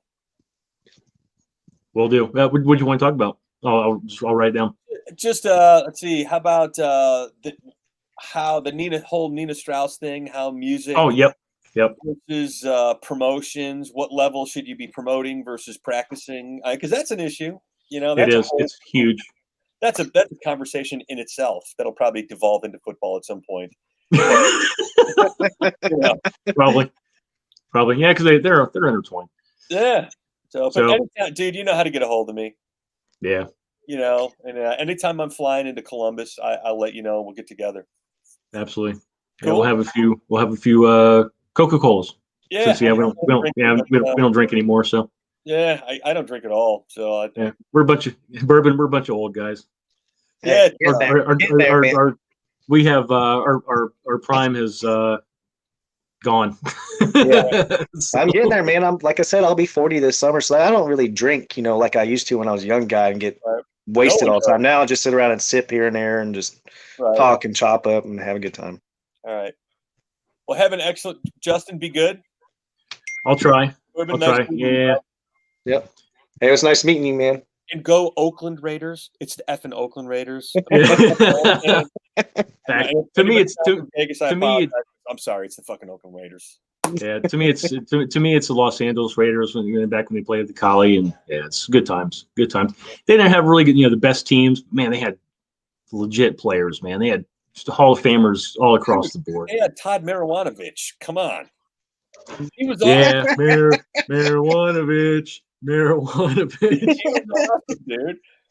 Yeah, but yeah, I would, if I could meet somebody, I would love to just go down to Newport Beach, go down to Balboa, and just hang out with him. That would be a fun conversation. That would be a cool. I think he's like doing art now. Yeah. Him and his dad, they're huge art guys. Yeah, I think that's cool, man. That can reinvent themselves like that. Yeah.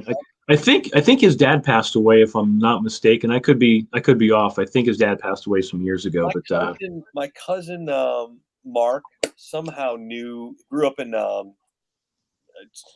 Los Angeles, up in the hills in Los Angeles, not Hollywood Hills, but in the what's it called? Like probably San Gabriel Mountains or something. No, not San Gabriel's. Isn't that around Rancho Cucamonga? He grew up. Yeah, it's east. Whatever the hills that overlook the beach, like when you take off out of LAX and you make that left turn, you fly over that, whatever those hills are. Okay. So, but he was from that area and played football at EMU, played at El Camino College, and then transferred to EMU. He knew Todd somehow, and he was the guy when we started talking about him when I first met him. He's like, "Oh yeah, Todd Marijuanovich." I'm like, "Marijuanovich." So I'm like, yeah. Yeah, like, that's what he just stuck from there. Yeah, it was it was an issue. Yeah, it was an issue. All right, we'll get to work. All right, guys. Love you guys. Thank everybody for pulling up. All right. Thank you so much. Have a nice meeting. I'll talk to you guys soon. Yeah, nice meeting you too, brother. All right, be good, man. Good. Bye, guys. All right, take it easy. Love you guys. Later. Raiders. Good show, Justin, man. Keep it up, bro. Thanks, man.